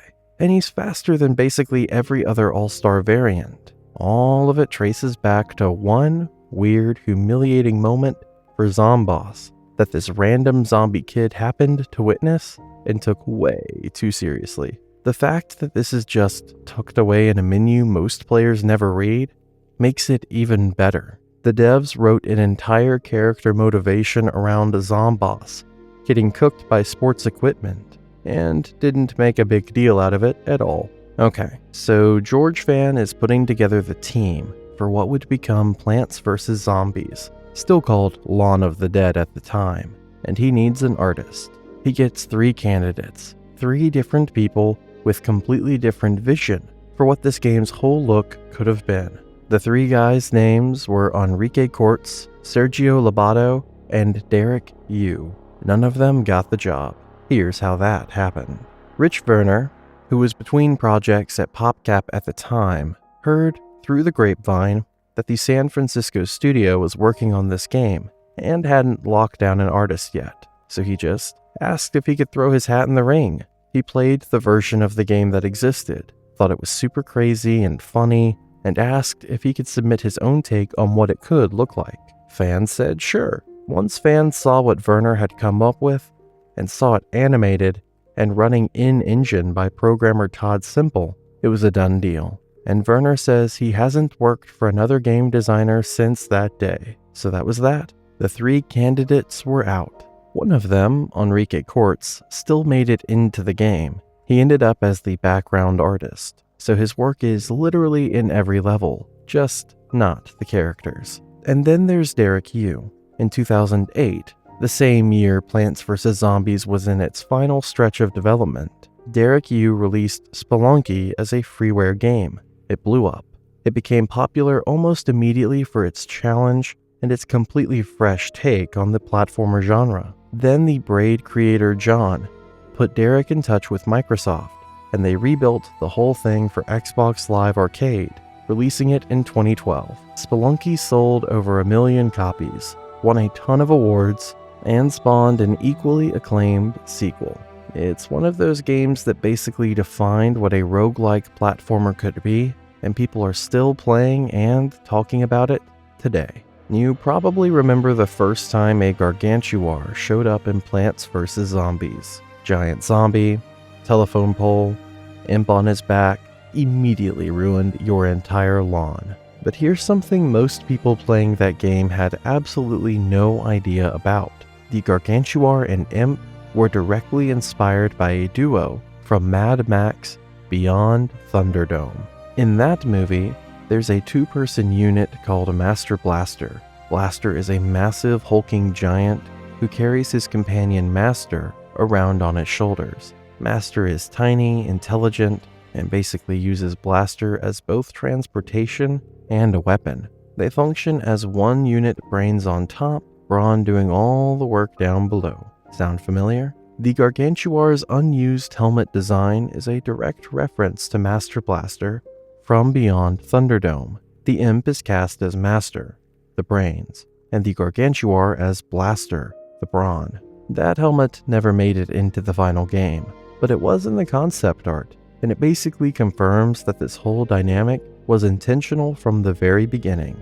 And once you know that, you start noticing all the details that were already right in front of you. The Gargantuar has a collar around his neck, most likely because the imp treats him like a mount or pet, exactly how Master treats Blaster. The Gargantuar doesn't eat plants like every other zombie. He just smashes through them. He's not thinking, he's just doing damage. And once he's taken enough hits, he hurls the imp deep into your defenses, where the little guy continues the attack on foot, and the little guy is harder to deal with. Zomboni is the one thing that rolls through your lawn, instantly crushes your plants, and leaves that annoying ice trail behind it. You probably assumed it was a zombie driving an ice resurfacing machine. That's literally what it looks like, but that's not what the game says it is. In the original PC version of Plants vs. Zombies, the Suburban Almanac had a description for the Zomboni that most players either never read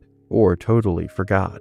It opens with, often mistaken for a zombie driving an ice machine, the Zomboni is a totally different life form, more closely related to a space ogre than a zombie. It doesn't tell you where this space ogre came from, how it ended up in a suburban neighborhood during a zombie apocalypse, or what its deal is with Dr. Zomboss. It just establishes the taxonomy and moves on like that's totally normal. Then the Game of the Year edition came out in 2010, and one of the changes was that the Zomboni's almanac entry was altered, making it the only zombie in the game to have a changed description between versions. The new entry swapped out the Space Ogre classification for a longer bit that includes the legal disclaimer about the Zamboni trademark being used with permission from Frank J. Zamboni and Company Inc., and pointing players to Zamboni.com for all their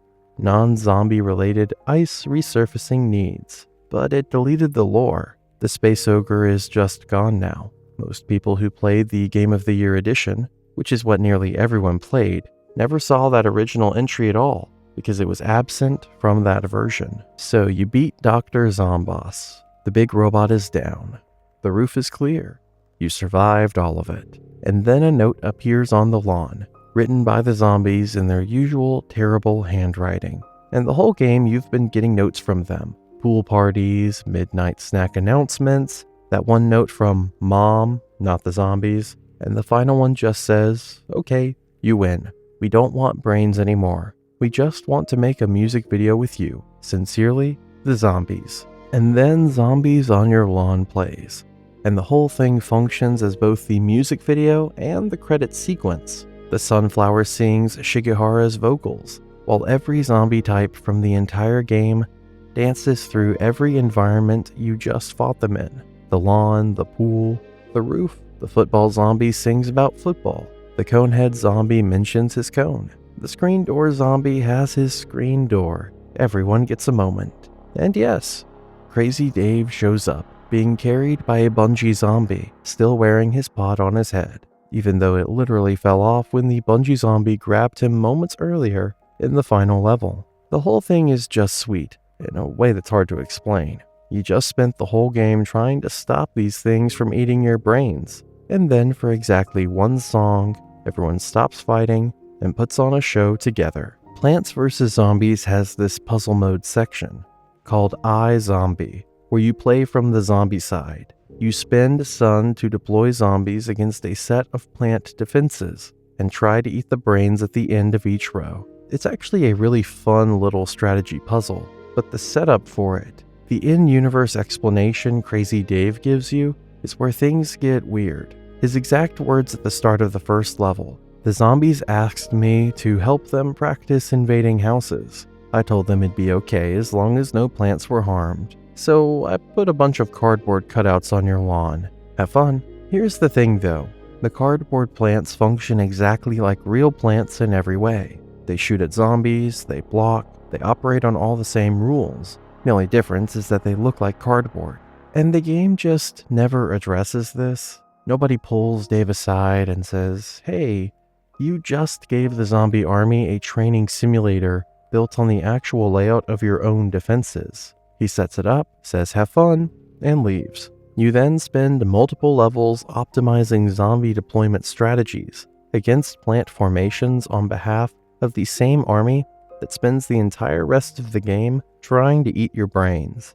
Dave has been described throughout the game as eccentric and illogical, with his catchphrase being literally, "because I'm crazy." And honestly, iZombie is probably the strongest evidence for that diagnosis. You beat Plants vs. Zombies. You made it through every level, every environment, every zombie wave.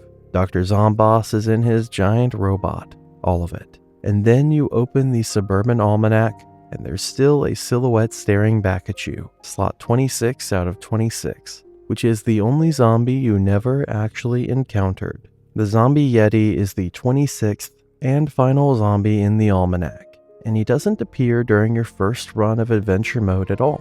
He only shows up after you've beaten the game and started again. On your second playthrough, he appears in level 4-10, which is already one of the most stressful levels in the game. That's the one where the entire screen is pitch black, and you can only see your lawn during brief lightning flashes, barely managing fog zombies you can't properly see. And then mid-level, this creature just silently walks onto the screen from the right side.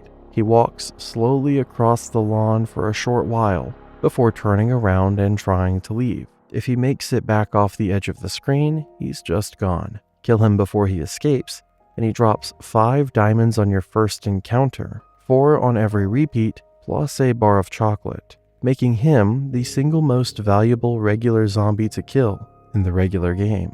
And then once you finally get him, the Almanac entry populates. Little is known about the Zombie Yeti, other than his name, birth date, social security number, educational history, past work experience, and sandwich preference, roast beef and Swiss. They called it little. Then they went ahead and listed his social security number, his full work history, and the specific cheese he prefers on his sandwich, and then called all of that little. Plants vs. Zombies has an actual documented historical timeline, and it's exactly what you'd hope for. In 431 BC, when Greek engineers invented the catapult, zombies immediately stole it so they could use it to launch themselves closer to brains. The catapult was invented, and zombies had already figured out the application before the engineers finished celebrating. In 843 AD, a zombie accidentally became king of Germany by wearing the crown when he was bored one time. Just a zombie messing around with the crown, and apparently nobody stopped it. In 1687, the zombie population collectively decided to become pirates after realizing that, sounds a lot like "arr," only to change their minds a year later because they all got seasick.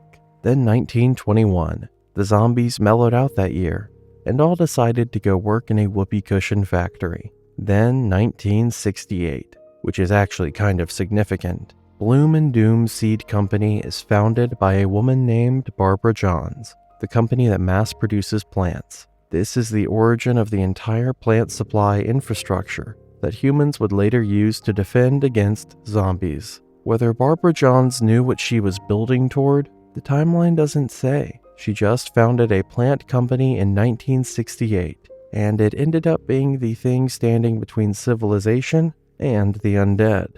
And then May 5th, 2009, the game releases. Zomboss makes his move, and all of this history collides in one suburban front lawn. The sunflower is considered one of the most important plants in the game, producing the extra sun that lets you afford everything else. And that's underselling it.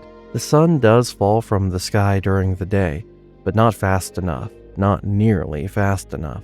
Without the sunflower, you're scrapping together resources while zombies are already halfway across your lawn. With a good sunflower setup, you have an economy. You can afford the Gatling peas, the melon poults, the cob cannons, the plants that don't just slow the zombies down, but actually end waves. She produces 25 sun roughly every 24 seconds, and she can be upgraded to the twin sunflower, which doubles that output. It's not flashy. She's not exploding anything. She's just consistently doing the work that makes everything else possible. The game even builds entire replacement systems for when she isn't around. Night levels swap her out for the sun shroom, because mushrooms are nocturnal and the sky doesn't drop sun in the dark. The roof levels use a conveyor belt. The designers clearly thought about what happens when a sunflower isn't available, which tells you everything about how central she is when she is. And then think about who sings the credits song. The credits animation features the sunflower singing lead vocals, voiced by Laura Shigehara, while every zombie type from the game dances around her. She's appeared in every single Plants vs. Zombies game in the franchise, across every platform, every genre, every spin-off. She's arguably the mascot of the whole series, and her whole thing is just showing up every 24 seconds and doing what the team needs her to do. The walnut is mechanically one of the simplest plants in the game. You plant him, he blocks zombies, he gets eaten, you plant another one. But if you read what he has to say about the whole arrangement, it gets a lot more interesting. In the original game, his Suburban Almanac entry speaks directly in his voice. People wonder how I feel about getting constantly chewed on by zombies. What they don't realize is that with my limited senses, all I can feel is a kind of tingling, like a relaxing back rub. He knows people are wondering about his situation. He's considered the existential reality of his job, which is to stand in place and be eaten alive until he's gone. And his conclusion is that he doesn't feel it. Being destroyed by zombies feels like a back rub to him. Then in PvZ2, he comes back with a completely different energy. Having retired from his days as a champion bowler in the pro leagues, Walnut is looking forward to a real challenge on the front lines of home defense. Defense. So now he has a whole backstory. The Walnut bowling minigames apparently constituted an actual professional career, and he retired from that to do this voluntarily. He's excited about it. The game even throws in a chant at the end. He's not being oblivious this time. What's wild about both of these entries is that they're written for a plant whose only function is to get destroyed. The designers could have just written, Walnut is a nut. It blocks zombies. Instead, they gave him a rich inner life. First, a kind of comfortable obliviousness to his own consumption. Then a second game redemption arc where he's a retired athlete who came out of retirement for the love of the game. The game that presents itself as colorful and goofy keeps doing this thing where you flip open the almanac and find a character in there who has clearly been thinking about their place in all of this. Torchwood's Suburban Almanac entry reads, "Everybody likes and respects Torchwood. They like him for his integrity, for his steadfast friendship, for his ability to greatly maximize P damage. But Torchwood has a secret. He can't read. But the reason this matters, the reason this is actually a significant piece of lore and not just a throwaway joke, is what it implies about every other plant. The entry presents Torchwood's illiteracy as an exception, as the secret, as the thing that sets him apart from most of his peers. The official wiki acknowledges this directly. The entry implies that most other plants do know how to read. Pea shooter can read. Sunflower can read. Walnut can read. They are literate beings who somehow learned to do this. Torchwood, who is beloved, well-respected, and trusted by everyone, just never picked it up. The story doesn't end there, though. Flamewood, Torchwood's upgraded form in Plants vs. Zombies Special Edition, has an entry that directly addresses the whole thing.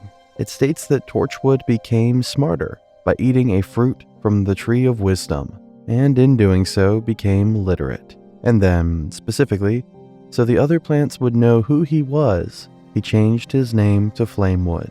He changed his name so his friends would know it was him, which is one of the most earnest character beats in the entire franchise. What the lore doesn't address is whether the other plants also learned to read from the Tree of Wisdom, or whether Torchwood is just the one who came to it late. That question just sits there, open, in the background of the PvZ universe. The Tallnut entry starts out exactly how you'd expect.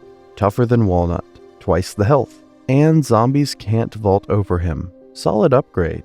And then just sitting there in the middle of an otherwise practical description. People wonder if there's a rivalry between Walnut and Tallnut. Tallnut laughs a rich baritone laugh. How could there be anything between us? We are brothers. If you knew what Walnut has done for me. Tallnut's voice trails off and he smiles knowingly. The entry just continues on to stats and gameplay tips. like it didn't just drop an entire unfinished story in the middle of it. And we don't even get to know what Walnut did. And the thing is, the way it's written, this clearly isn't a small favor. It's something Tallnut can't bring himself to finish saying out loud, something he carries with him. And he stands next to his brother on the same lawns, level after level, holding back the same undead hordes, and never says it. It's just there, between them. What makes it even richer is the other Walnut lore floating around the game. The Tree of Wisdom casually mentions that Walnut and Chomper were college roommates. Walnut has a whole professional bowling career behind him. He processes being chewed alive as a relaxing back rub. And then in PvZ2, he's a retired athlete who gave up the pro leagues because he wanted a real challenge on the front lines. This is a guy with history, someone who has clearly done things for people, who has had a whole life, who chose to be here, and his brother, who is stronger, taller, harder to knock down, still can't fully articulate what he owes him. The Tree of Wisdom is this thing you can buy for $10,000 in-game after beating Adventure Mode. You grow it by feeding it tree food in the Zen Garden, and in exchange it gives you gameplay tips. And it knows a lot. Zombie tactics, resource management, which plant counters which threats. And the very next thing it tells you, right after thanking you for feeding it, is this: Chompers and Walnuts work exceedingly well together. It's no surprise, considering they were roommates in college. The strategy itself is actually solid. Walnut pins zombies in place. Chomper swallows them whole. They cover each other's weaknesses perfectly, but the tree's explanation for why this combo works isn't about mechanics. They know each other. They lived together. The synergy comes from a shared history that predates the zombie apocalypse by however many years it takes to get through college. The console versions of the game even have an achievement that seems to acknowledge this directly. It's called Nom Nom Nom, and it requires you to beat a level using only sunflowers, walnuts, and chompers. The requirements might be a direct reference to the college roommate lore from the Tree of Wisdom. The Tree of Wisdom runs out of unique knowledge around tip 49, and then it just starts repeating itself. It has a finite amount of knowledge, and it chose to spend one of its first slots on the fact that these two plants used to share a dorm room. The Digger Zombie is one of the most annoying enemies in the game. He walks in from the right like everyone else, and then instead of crossing your lawn like a normal zombie, he tunnels underground, passes beneath your entire defensive line, surfaces right next to your house, and starts eating your most vulnerable plants from behind.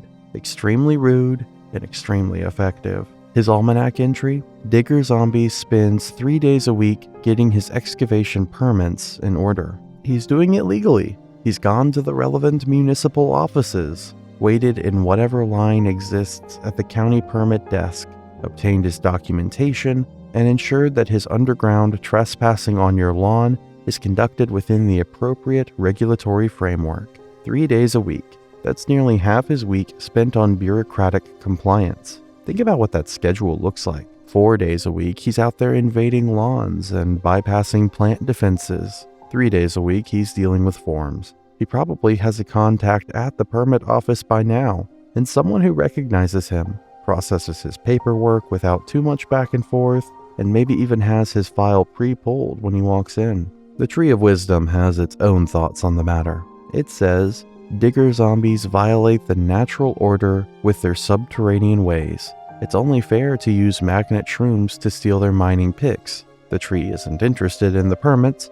The tree considers the whole thing a violation of natural law and recommends theft as the appropriate response. So the Digger zombie is filing the correct paperwork, and the Tree of Wisdom is advocating for stealing his tools. Somewhere in that gap is the entire moral philosophy of Plants vs. Zombies. On top of all this, the Digger Zombie apparently likes pink tricycles, as seen in the Zombies on Your Lawn credits video. He's the most responsible threat in the game, and nobody gives him credit for it. Most plants in this game make sense on first read. Pea shooter shoots peas. Sunflower makes sun. Walnut blocks things. The logic is right there in the name. And then there's the Plantern, whose whole deal is lighting up areas of fog. Straightforward enough until you open the almanac. Plantern defies science. He just does. Other plants eat light and excrete oxygen. Plantern eats darkness and excretes light. Plantern's cagey about how he does it. I'm not going to say sorcery. I wouldn't use the term dark forces. I think I've said enough. Notice what he's doing here. He doesn't say it's not sorcery. He says, I'm not going to say sorcery. That's a different thing. He's not denying the concept. He's refusing to deploy the word. Then he does the same thing with dark forces. I wouldn't use that term. Each phrase individually considered and set aside. These aren't dismissals. They're strategic declinations. He has thought about exactly which vocabulary to avoid and why. And then the sentence just stops. I think I've said enough. He catches himself mid-thought and shuts it down. He knows that sorcery is a word that sticks once it's out there. He knows dark forces carries implications, and he's not willing to let either land on the record, even in the context of actively denying them. The most suspicious thing you can do in a conversation is refuse to say specific words while clearly knowing exactly what they are. The almanac already told you outright that he defies science. Plantern knows this. He's thought carefully about how to handle it in public, and his final answer is to stop talking. The screen door zombie is one of the earlier enemies you encounter. He walks onto your lawn holding a screen door he ripped off its hinges, using it as a shield, and it's absolutely goofy on its face. He got his screen door from the last inexpertly defended home he visited after he ate the homeowner's brains. The defense didn't just fail, it was specifically insufficient. The implication being that a better player could have saved that home. And this zombie, the one walking across your lawn right now, is the direct consequence of someone that didn't manage it. He's walking proof that someone else lost. That door is a trophy and a tool simultaneously. It's functional armor, and it's also physical evidence of a home that didn't make it. The screen door zombie is the only zombie in the entire Suburban Almanac whose entry states that he has previously eaten someone's brains. Everyone else gets their habits, their personality quirks, their odd backstories. The football zombie gives 110%. The backup dancer went to performing arts school. The zombie bobsled team trains together and eats brains together. But only the screen door zombie comes with a confirmed kill, buying the Tree of Wisdom and growing it to 1,000 feet, the point at which it has given you all of its unique wisdom and unlocked its final cheat code, costs a grand total of 2,495,000 coins. That's nearly 2.5 million coins spent on a tree that talks. Each bag of tree food costs $2,500, grows it 1 foot, and Crazy Dave gives you 5 bags free at the start. After that, you're funding this yourself. The game gives you no reward for growing it past 1,000 feet. It just keeps going. You can keep feeding it if you want, theoretically forever, except there's a hard ceiling. The maximum height is 2,147,483,647 feet, which is the maximum value for a 32-bit signed integer in computing. Grow it past that, and it hits integer overflow and resets back to a sapling. If you're curious how tall that is, that's roughly 654,553 kilometers, about 4.7 times the diameter of Jupiter. The game wasn't designed with that in mind. The number just ran out. The recommended approaches from the community to actually earn that kind of money include survival endless and hanging around a full Zen garden to let it generate coins passively. It's effectively a long-term savings project, a financial goal. You set it, you grind, and eventually you get there. And what does that tree say when you finally reach 1,000 feet? The milestone, the finish line, The thing you've been working toward? Wow, I'm 1,000 feet tall. Celebrate with me by typing piñata to make zombies spit out candy when destroyed. Candy. Nearly 2.5 million coins. And the reward is candy. The tree is very excited about it though, you have to give it that. The Chomper's mechanic is brutally straightforward. He eats one zombie whole, kills it instantly, and then spends 42 seconds chewing before he can eat again, making him completely vulnerable to any remaining threats. During that whole window, he can't do anything. A basic zombie walking up behind him while he's mid-chew will just start eating him back, which is an extremely embarrassing way to go out. He takes exactly the same amount of time to digest, regardless of what he just ate. A basic zombie and a football zombie take identical digestion time. He's not a faster eater for easier meals. The football zombie, who has 4 times the health of a basic zombie and moves at alarming speed, takes exactly as long to process as some guy in a tattered shirt. 42 seconds every time.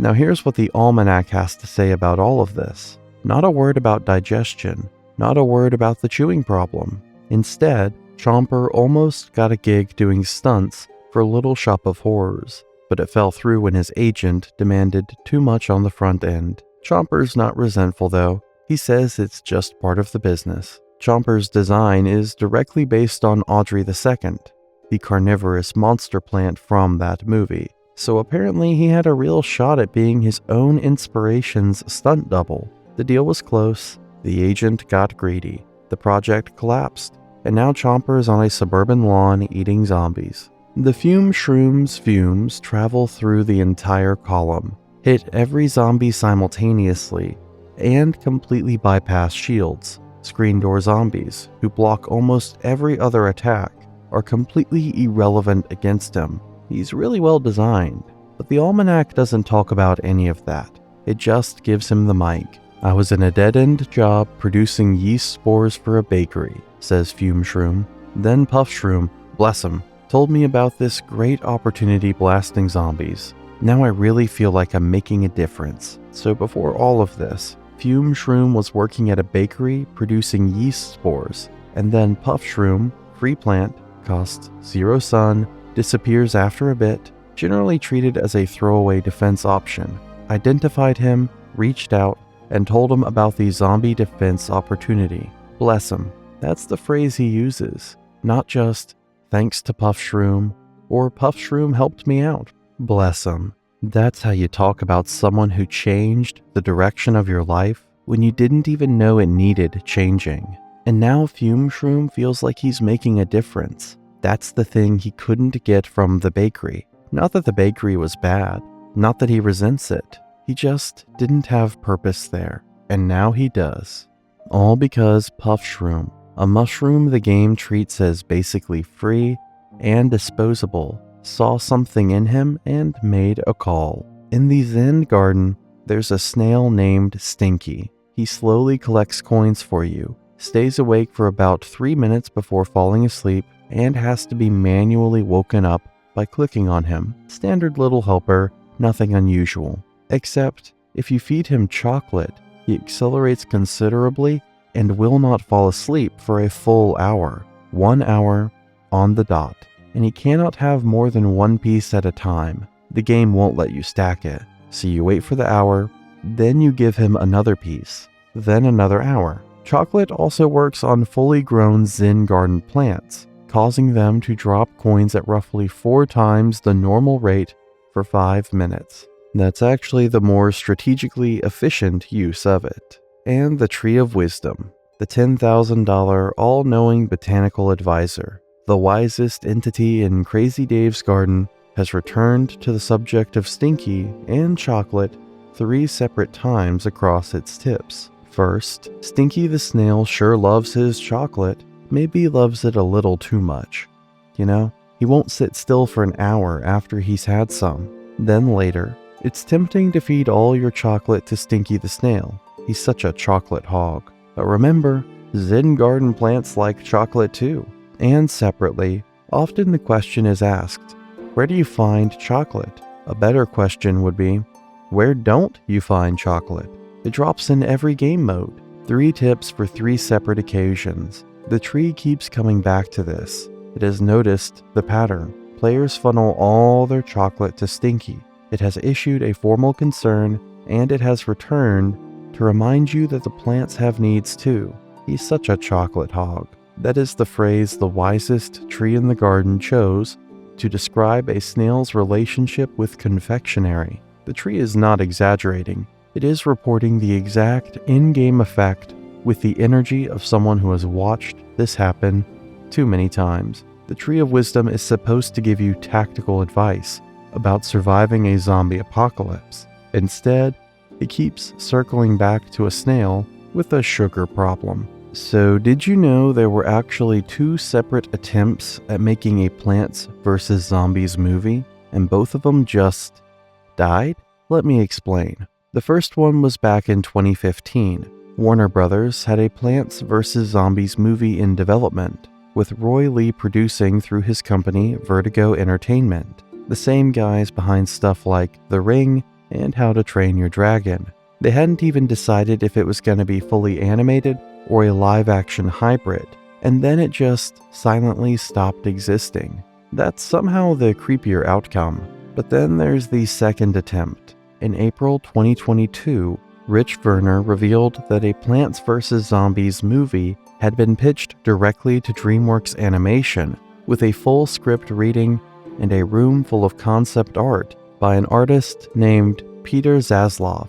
Like, this wasn't some vague rumor. This was the guy who literally drew the plants and zombies walking into DreamWorks with receipts. A YouTuber called Crazy Dave L interviewed him and got the plot details out of him. The main characters were going to be Crazy Dave and a boy with his grandma.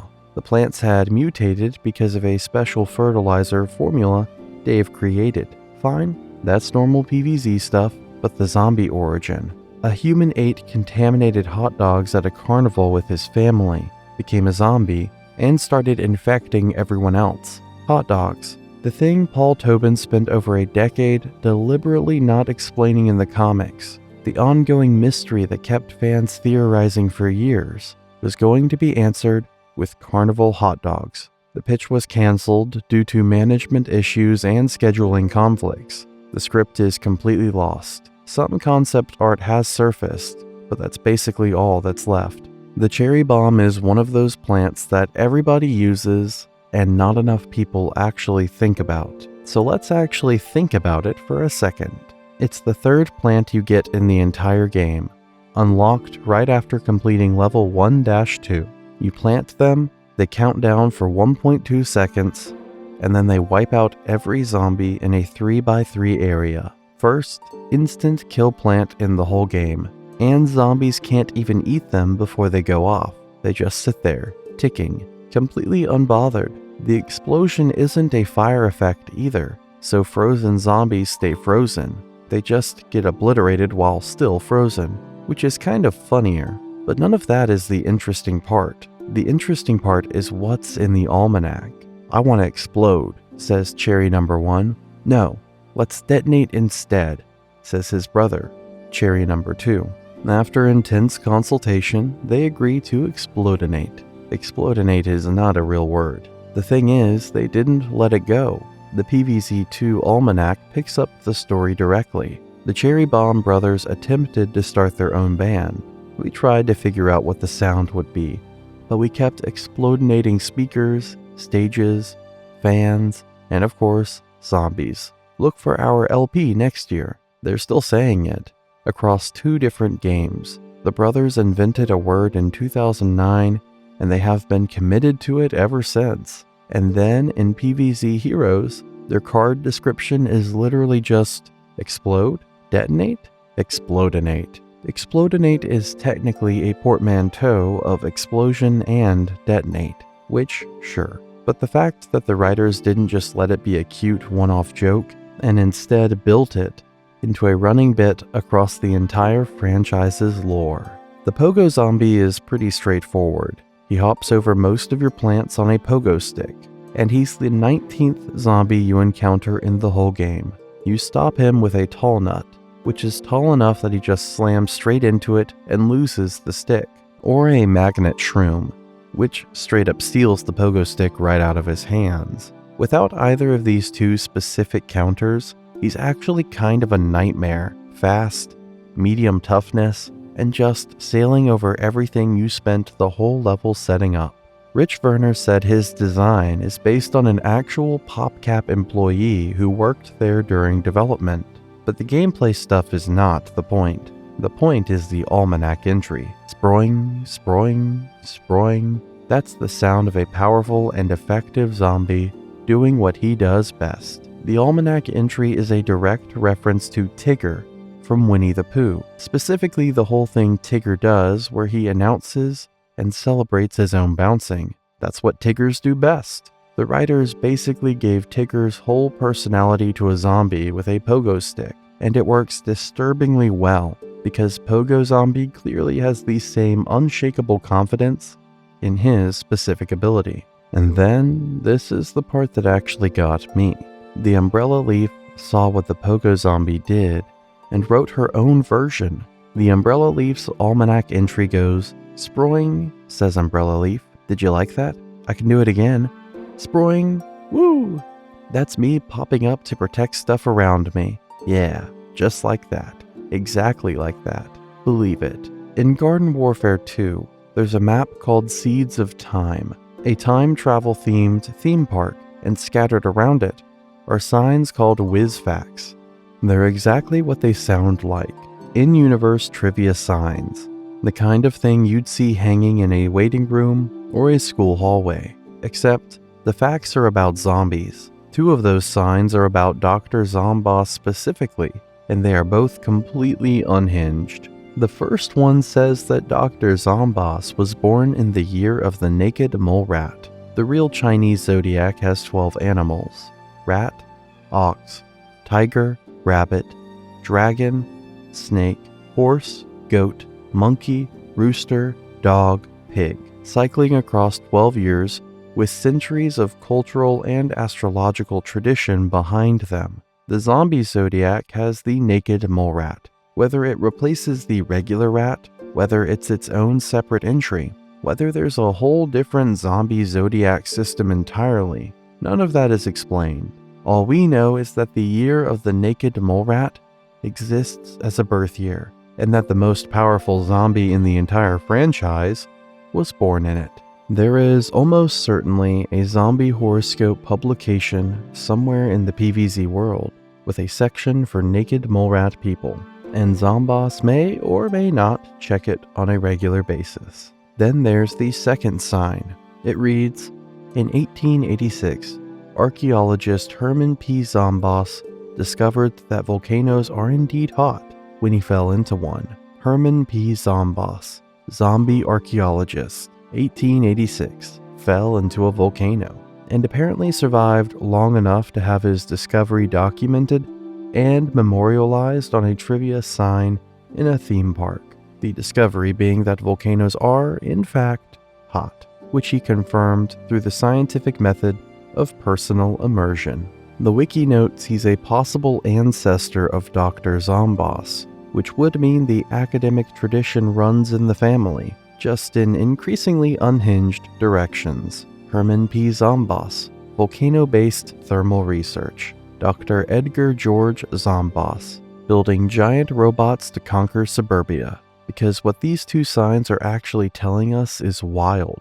A civilization with its own zodiac is a civilization with a sustained cultural tradition around time, cycles, birth, and celestial meaning. These aren't just gags, they're evidence. Zombies have an astrology. Zombies have historical records of their scientists. Zombies have enough of a recorded past that a 19th century zombie archaeologist falling into a volcano made it into the textbooks. The game hid all of this on signs you could easily walk right past. The pumpkin cost 125 sun, has the same toughness as a walnut, and works by being planted over another plant. Whatever's inside him is protected, and zombies have to chew through the pumpkin first before they can even get to it. He's basically a bodyguard. He doesn't attack, he doesn't produce sun. He just wraps around your other plants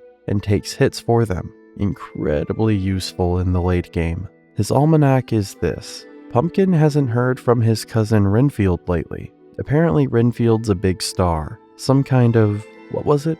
Sports hero? Peggle master? Pumpkin doesn't really get it. He just does his job. Renfield is not in Plants vs. Zombies. Renfield is a Peggle master, a member of the Peggle Institute in PopCap's other game, Peggle, and he is a pumpkin. Same company, completely different game. And this is the only direct link between PvZ and another PopCap title. Not a cameo, not a similar name, but an actual confirmed family relationship between two pumpkins in two separate franchises. So what does Renfield actually do in Peggle?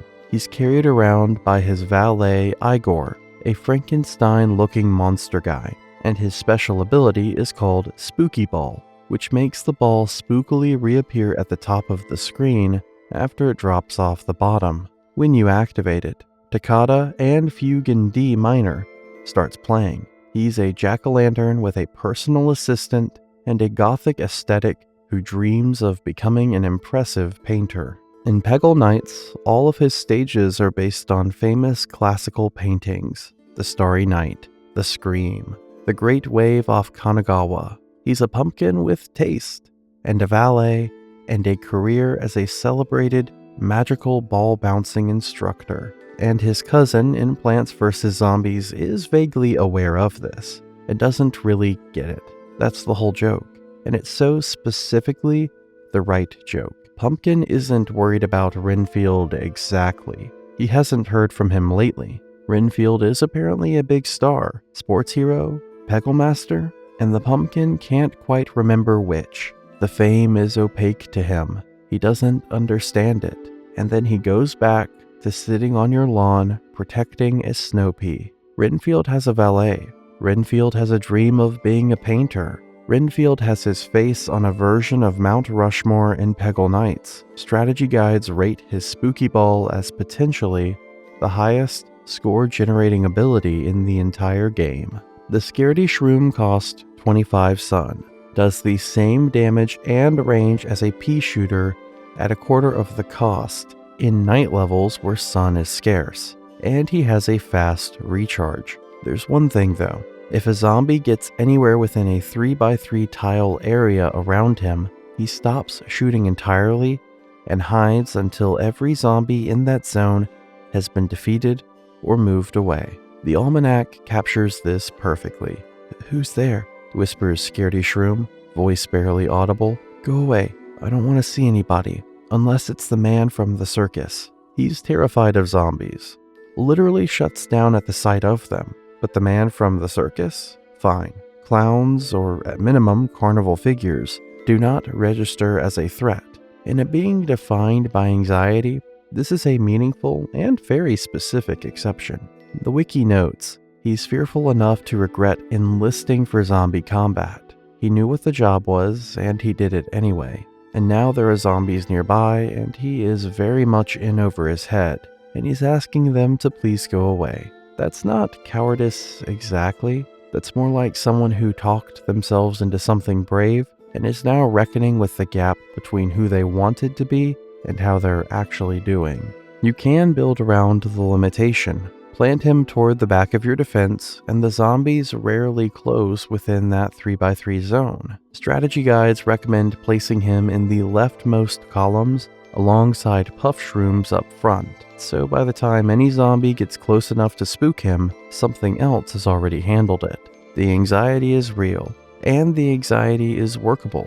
You just have to understand it and plan accordingly. Hypno Shroom. You place him in a zombie's path. That zombie eats him, and the zombie turns around, walks the other direction, and starts attacking other zombies. It keeps its current health. In most cases, it keeps its special abilities too. A hypnotized dancing zombie will even summon hypnotized backup dancers to fight for you. The zombie functionally becomes your soldier. Now, read his almanac entry. Zombies are our friends, asserts Hypnoshroom. They're badly misunderstood creatures who play a valuable role in our ecology. We can and should do more to bring them round to our way of thinking. He leads with sympathy, calls them friends, calls them misunderstood, says they, the zombies, are a natural and necessary part of the ecosystem, not an invading horde trying to eat your brain. And his proposed solution, bringing them round to our way of thinking, sounds like outreach. The mechanism by which he brings them round is that they eat his body and their minds get rewritten. The wiki notes he appears to be based in part on cordyceps, the real-life genus of fungi that infects insects and control their behavior. Real cordyceps doesn't negotiate with ants. It hijacks their nervous system through bioactive compounds that interfere directly at the muscle fibers, controlling the host's behavior entirely without the ant's knowledge or consent. The Hypnoshroom has dressed this up as empathy. He's framed mind control as understanding. He seems to believe, or at least says he believes, that zombies just need to be brought around, that the problem is misunderstanding, that he's doing them a favor, and the way he does them this favor is by letting them eat him and then owning their will entirely. The wiki describes him as one of the few plants to be sympathetic towards zombie enemies, asserting that they do not actively mean to do harm, but rather are misguided in their actions, which is a very generous read of a plant that is, at its core, a weapon that turns enemies into involuntary soldiers. The Jack-in-the-Box zombie is one of the most mechanically threatening enemies in the fog levels. He walks slowly, which is the first deception, but he's carrying a countdown. The music from his box plays as he approaches, and then the lid opens. And if you didn't kill him fast enough, everything in a wide radius around him is gone. Walnuts, pumpkins, carefully placed gloom shrooms, gone. He's the only zombie in the entire game who can destroy a spike rock in a single hit, which is a plant specifically designed to be nearly indestructible. He does it with an explosion he didn't plan and apparently didn't see coming either, because he's wearing a straitjacket. The almanac entry says, "This zombie shivers, not because he's cold, but because he's crazy." The reason he's wearing a straitjacket is because he was a patient in a mental asylum before he became a zombie. He was institutionalized. He turned into a zombie while institutionalized. He kept the jacket. He picked up a Jack-in-the-Box at some point, and now he walks across your lawn, shivering, playing that little melody, waiting for the moment he himself gets surprised by the thing he's been carrying this whole time. He is startled by his own weapon every single time. The almanac says he shivers from crazy. His face in the moment of detonation is described as surprised. He has done this many times, and it still surprises him. The balloon zombie floats over your entire defensive line. That's it. That's the mechanic. He bypasses every walnut, every tall nut, every chomper and snow pea you have carefully arranged. Just sails right over all of it, using a single balloon tied to his back. Cactus spines pop it. Blowers blows him clean off the map. But if you haven't prepared specifically for him, he is going to reach your house, and you're going to watch it happen in real time and feel completely helpless. His almanac entry in the original game. Balloon Zombie really lucked out. The balloon thing really works, and none of the other zombies have picked up on it. Then in PvZ2, his entry picks up the thread. Balloon Zombie has no idea where the balloon came from, but he's going with it, and he's open to seeing where it takes him. He doesn't know. He found a balloon somewhere in the middle of the zombie apocalypse. He tied it to himself, he floated over a walnut, and it just worked. He has no explanation, he has no strategy. He is simply open to the journey. And across 2 entire games, through all the zombie armies Zomboss has assembled, and all the tactics they've tried, not one other zombie has thought to copy this. The balloon thing really does work, and nobody followed up on it. An entire civilization of undead beings, some of whom stole the catapult from Greek engineers the moment it was invented, collectively looked at a zombie sailing serenely over the lawn defenses and thought, nah, the cob cannon is the last plant in the entire suburban almanac. He cost $20,000 from Crazy Dave's shop on top of 500 sun to activate, and he can only be placed on 2 kernel pults that you've already paid 200 sun to put down side by side. He's the only plant in the game that takes up 2 tiles. The investment to field him is significant. What you get for it is a manually targeted missile launcher that fires corn cobs, dealing cherry bomb level damage to everything in a 3x3 area on demand with no additional sun cost per shot. He is the most powerful, reusable plant in the game. He is also, apparently, a lawyer. What's the deal with Cobb Cannon anyway? He went to Harvard. He practices law in a prestigious New York firm. He can explode whole areas of zombies with a single corn launch. All this is common knowledge. And then the entry continues. But deep inside, what really makes him tick?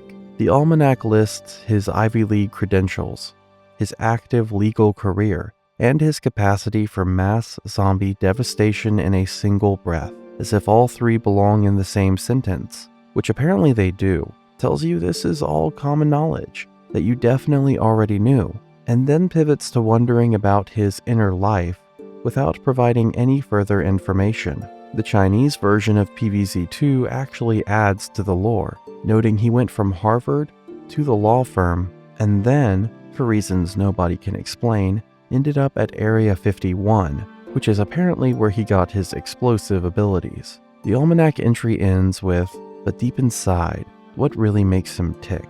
The game's one moment of curiosity about this corn artillery weapon with a law degree, and then provides 0 answer. Whatever is going on in the interior life of the Cobb cannon, the game decided that was none of your business. The garlic's entire contribution to the zombie defense apparatus is being too disgusting to eat. When a zombie bites it, the zombie recoils with visible revulsion, makes a face, and immediately moves to a different lane. His almanac entry, by the way. Lane diversion isn't just Garlic's profession, it's his passion.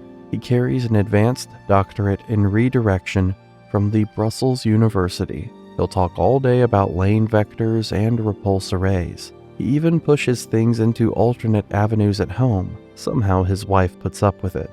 He's a fully realized professional who applied his specific skill set, making things go elsewhere, to zombie defense as an extension of an already deeply held personal philosophy. But a frog entry exists too, from other versions of the almanac, and it hits differently. Garlic wishes he wasn't a plant, that he was a frog instead. Frogs are less smelly, less disgusting than garlic. Plus, there's all those fairy tales about frogs turning into princes. He knows. He's fully aware of how he smells and what he is. He has run the options and landed on frog, not because frogs are powerful or fight zombies better, but because frogs don't offend people just by existing, and because frogs have access to a mythology of transformation. A frog can become a prince. Garlic cannot become anything but garlic. There's something sad in the specificity of that reasoning. He's not wishing to be a rose or a sunflower, something beautiful. He wishes to be a frog, something still small and a little weird, but less repellent. Something that has at least a theoretical shot at nobility through the right fairy tale. The lily pad is the 17th plant you unlock, and probably the one you think about least. He costs 25 sun, can only go on water tiles, and exists purely as a platform. You place him, you put a real plant on top of him, and then you forget he's there. When a zombie eventually reaches that column, it eats whatever's on top first, and then eats the lily pad. He doesn't attack, he doesn't slow anything down, he doesn't even have a special interaction. He is infrastructure, the unsung foundation beneath every gloom shroom, every winter melon, every cattail you've ever placed in a pool level. You needed him, you used him, and you never once asked how he felt about it. The almanac asks. Lilypad never complains. Lilypad never wants to know what's going on. Put a plant on top of Lilypad. He won't say a thing. Does he have startling opinions on shocking secrets? Nobody knows. Lilypad keeps it all inside. It's suggesting that whatever is going on inside him could surprise you, could shock you. The most passive plant in the entire game is the one the writers flagged as potentially harboring something significant, and nobody knows. The entry ends there. It offers the question, declines to answer it, and closes with the acknowledgement that Lilypad keeps it all inside, present tense, ongoing, every level, every placement, every time a zombie eats the melon pult he was supporting, and then slowly works its way down to him. The spikeweed is one of those plants that does enormous work and gets absolutely zero recognition for it. He sits flat on the ground, can't be eaten because he's at ground level, damages any zombie that walks over him, and crucially, when a zomboni or catapult zombie rolls over him, he instantly kills it at the cost of destroying himself in the process. He is quiet, unglamorous, completely essential plant who nobody thinks about until the zomboni shows up, and suddenly, he's the only thing standing between you and a lane full of ice. Hockey is Spikeweed's obsession. He's got box seat season tickets. He keeps close track of his favorite players, and he consistently cleans up in the office hockey pool. Just one problem. He's terrified of pucks. Let's actually look at the full picture being painted here. Box seat season tickets. Not regular seats, not upper deck, box seats. He tracks player statistics closely enough to consistently win the office pool, which requires engagement with the sport over time. This is someone who has made hockey a financial and emotional investment across a full season, year after year. The Gatling P is unlocked from Crazy Dave's shop for $5,000 after beating level 3-4 and costs 250 sun to place on top of an existing repeater. That repeater cost 200 sun. He is also the only plant in the game that is simultaneously both an upgrade plant and an upgradable plant. He grows from a repeater and can be grown into other things himself. Pair him with a torchwood and you're theoretically running the equivalent of 16 pea shooters with splash damage in one lane. He arrived at this position in life through a family conflict. Gatling P's parents were concerned when he announced his intention to join the military. "But honey, it's so dangerous," they said in unison. Gatling P refused to budge. "Life is dangerous," he replied, eyes glinting with steely conviction. And Gatling P looked at both of them, eyes glinting with steely conviction, which is a phrase doing enormous amounts of heavy lifting, and replied with, "Life is dangerous," to his parents, who were worried about him, as a rebuttal. That's not a concession. That's not a, "I understand your concern, but..." That's a philosophical position delivered with the composure of someone who has already made peace with the answer and is now simply informing the other parties. He didn't argue, he didn't reassure them. He stated the nature of existence and held his ground. He wears face paint and a military helmet and has 4 gun barrels coming out of his mouth. The visual confirms the almanac completely. He went through with it. He joined. He got the helmet, the face paint, the barrels. He ended up on your lawn during a zombie apocalypse, firing 4 Ps per second into an advancing horde. His parents said it was dangerous. He said life is dangerous. Then he proved both of them right simultaneously from a lawn outside a suburban home, standing in front of a torchwood that doubles everything he does. Nobody can say he was wrong about any of it. The marigold is nearly useless in standard gameplay. She produces 1 coin every 24 seconds, silver or gold, the rare one being gold, and she can't attack, can't defend, and takes up a tile that could hold a plant that actually does something. She exists primarily in the Zen Garden, in last stand money farming setups, and in the hearts of players who find her deeply charming for reasons they can't fully explain. Her almanac entry. Marigold spends a lot of time deciding whether to spit out a silver coin or a gold one. She thinks about it, weighs the angles. She is deliberating. Every 24 seconds, she is engaged in a decision-making process. By the time you reach Act 3 of PvZ2, The Sunflower has a YouTube channel and is developing a reality show pitch. The Cherry Bomb Brothers have tried to start a band. The Pea Shooter has performed feats of military valor across multiple time periods. And the Marigold is still over there, 24 seconds at a time, thinking about the silver versus gold question like it is the most important thing she does. Because for her, it is, and she is going to get it right. 3 Peter. You unlock him after beating level 3-2, and he costs 325 Sun, which for the record makes him the most expensive non-upgrade plant in the entire game. That's a lot to ask, but his whole pitch is coverage. He fires into his lane, plus the ones directly above and below. 2 of him, placed right, and you've theoretically got all 5 lanes covered. Most players sleep on him a little. Once you've got enough sun to get picky, depth beats breadth, and 3 Peter kind of fades into the background. But then you read his almanac entry, and suddenly he's the most interesting plant in the game. 3 Peter likes reading, backgammon, and long periods of immobility in the park. 3 Peter enjoys going to shows, particularly modern jazz. I'm just looking for that special someone, he says. 3 Peter's favorite number is 5.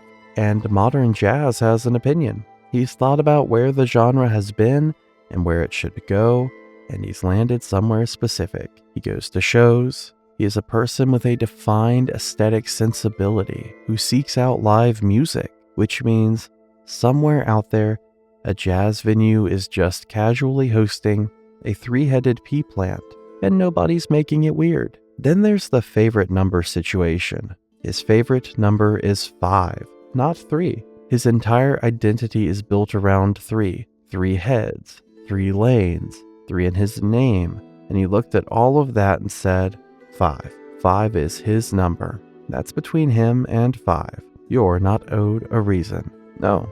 We dropped a Dark Souls video too. If you're into suffering, you should definitely check it out.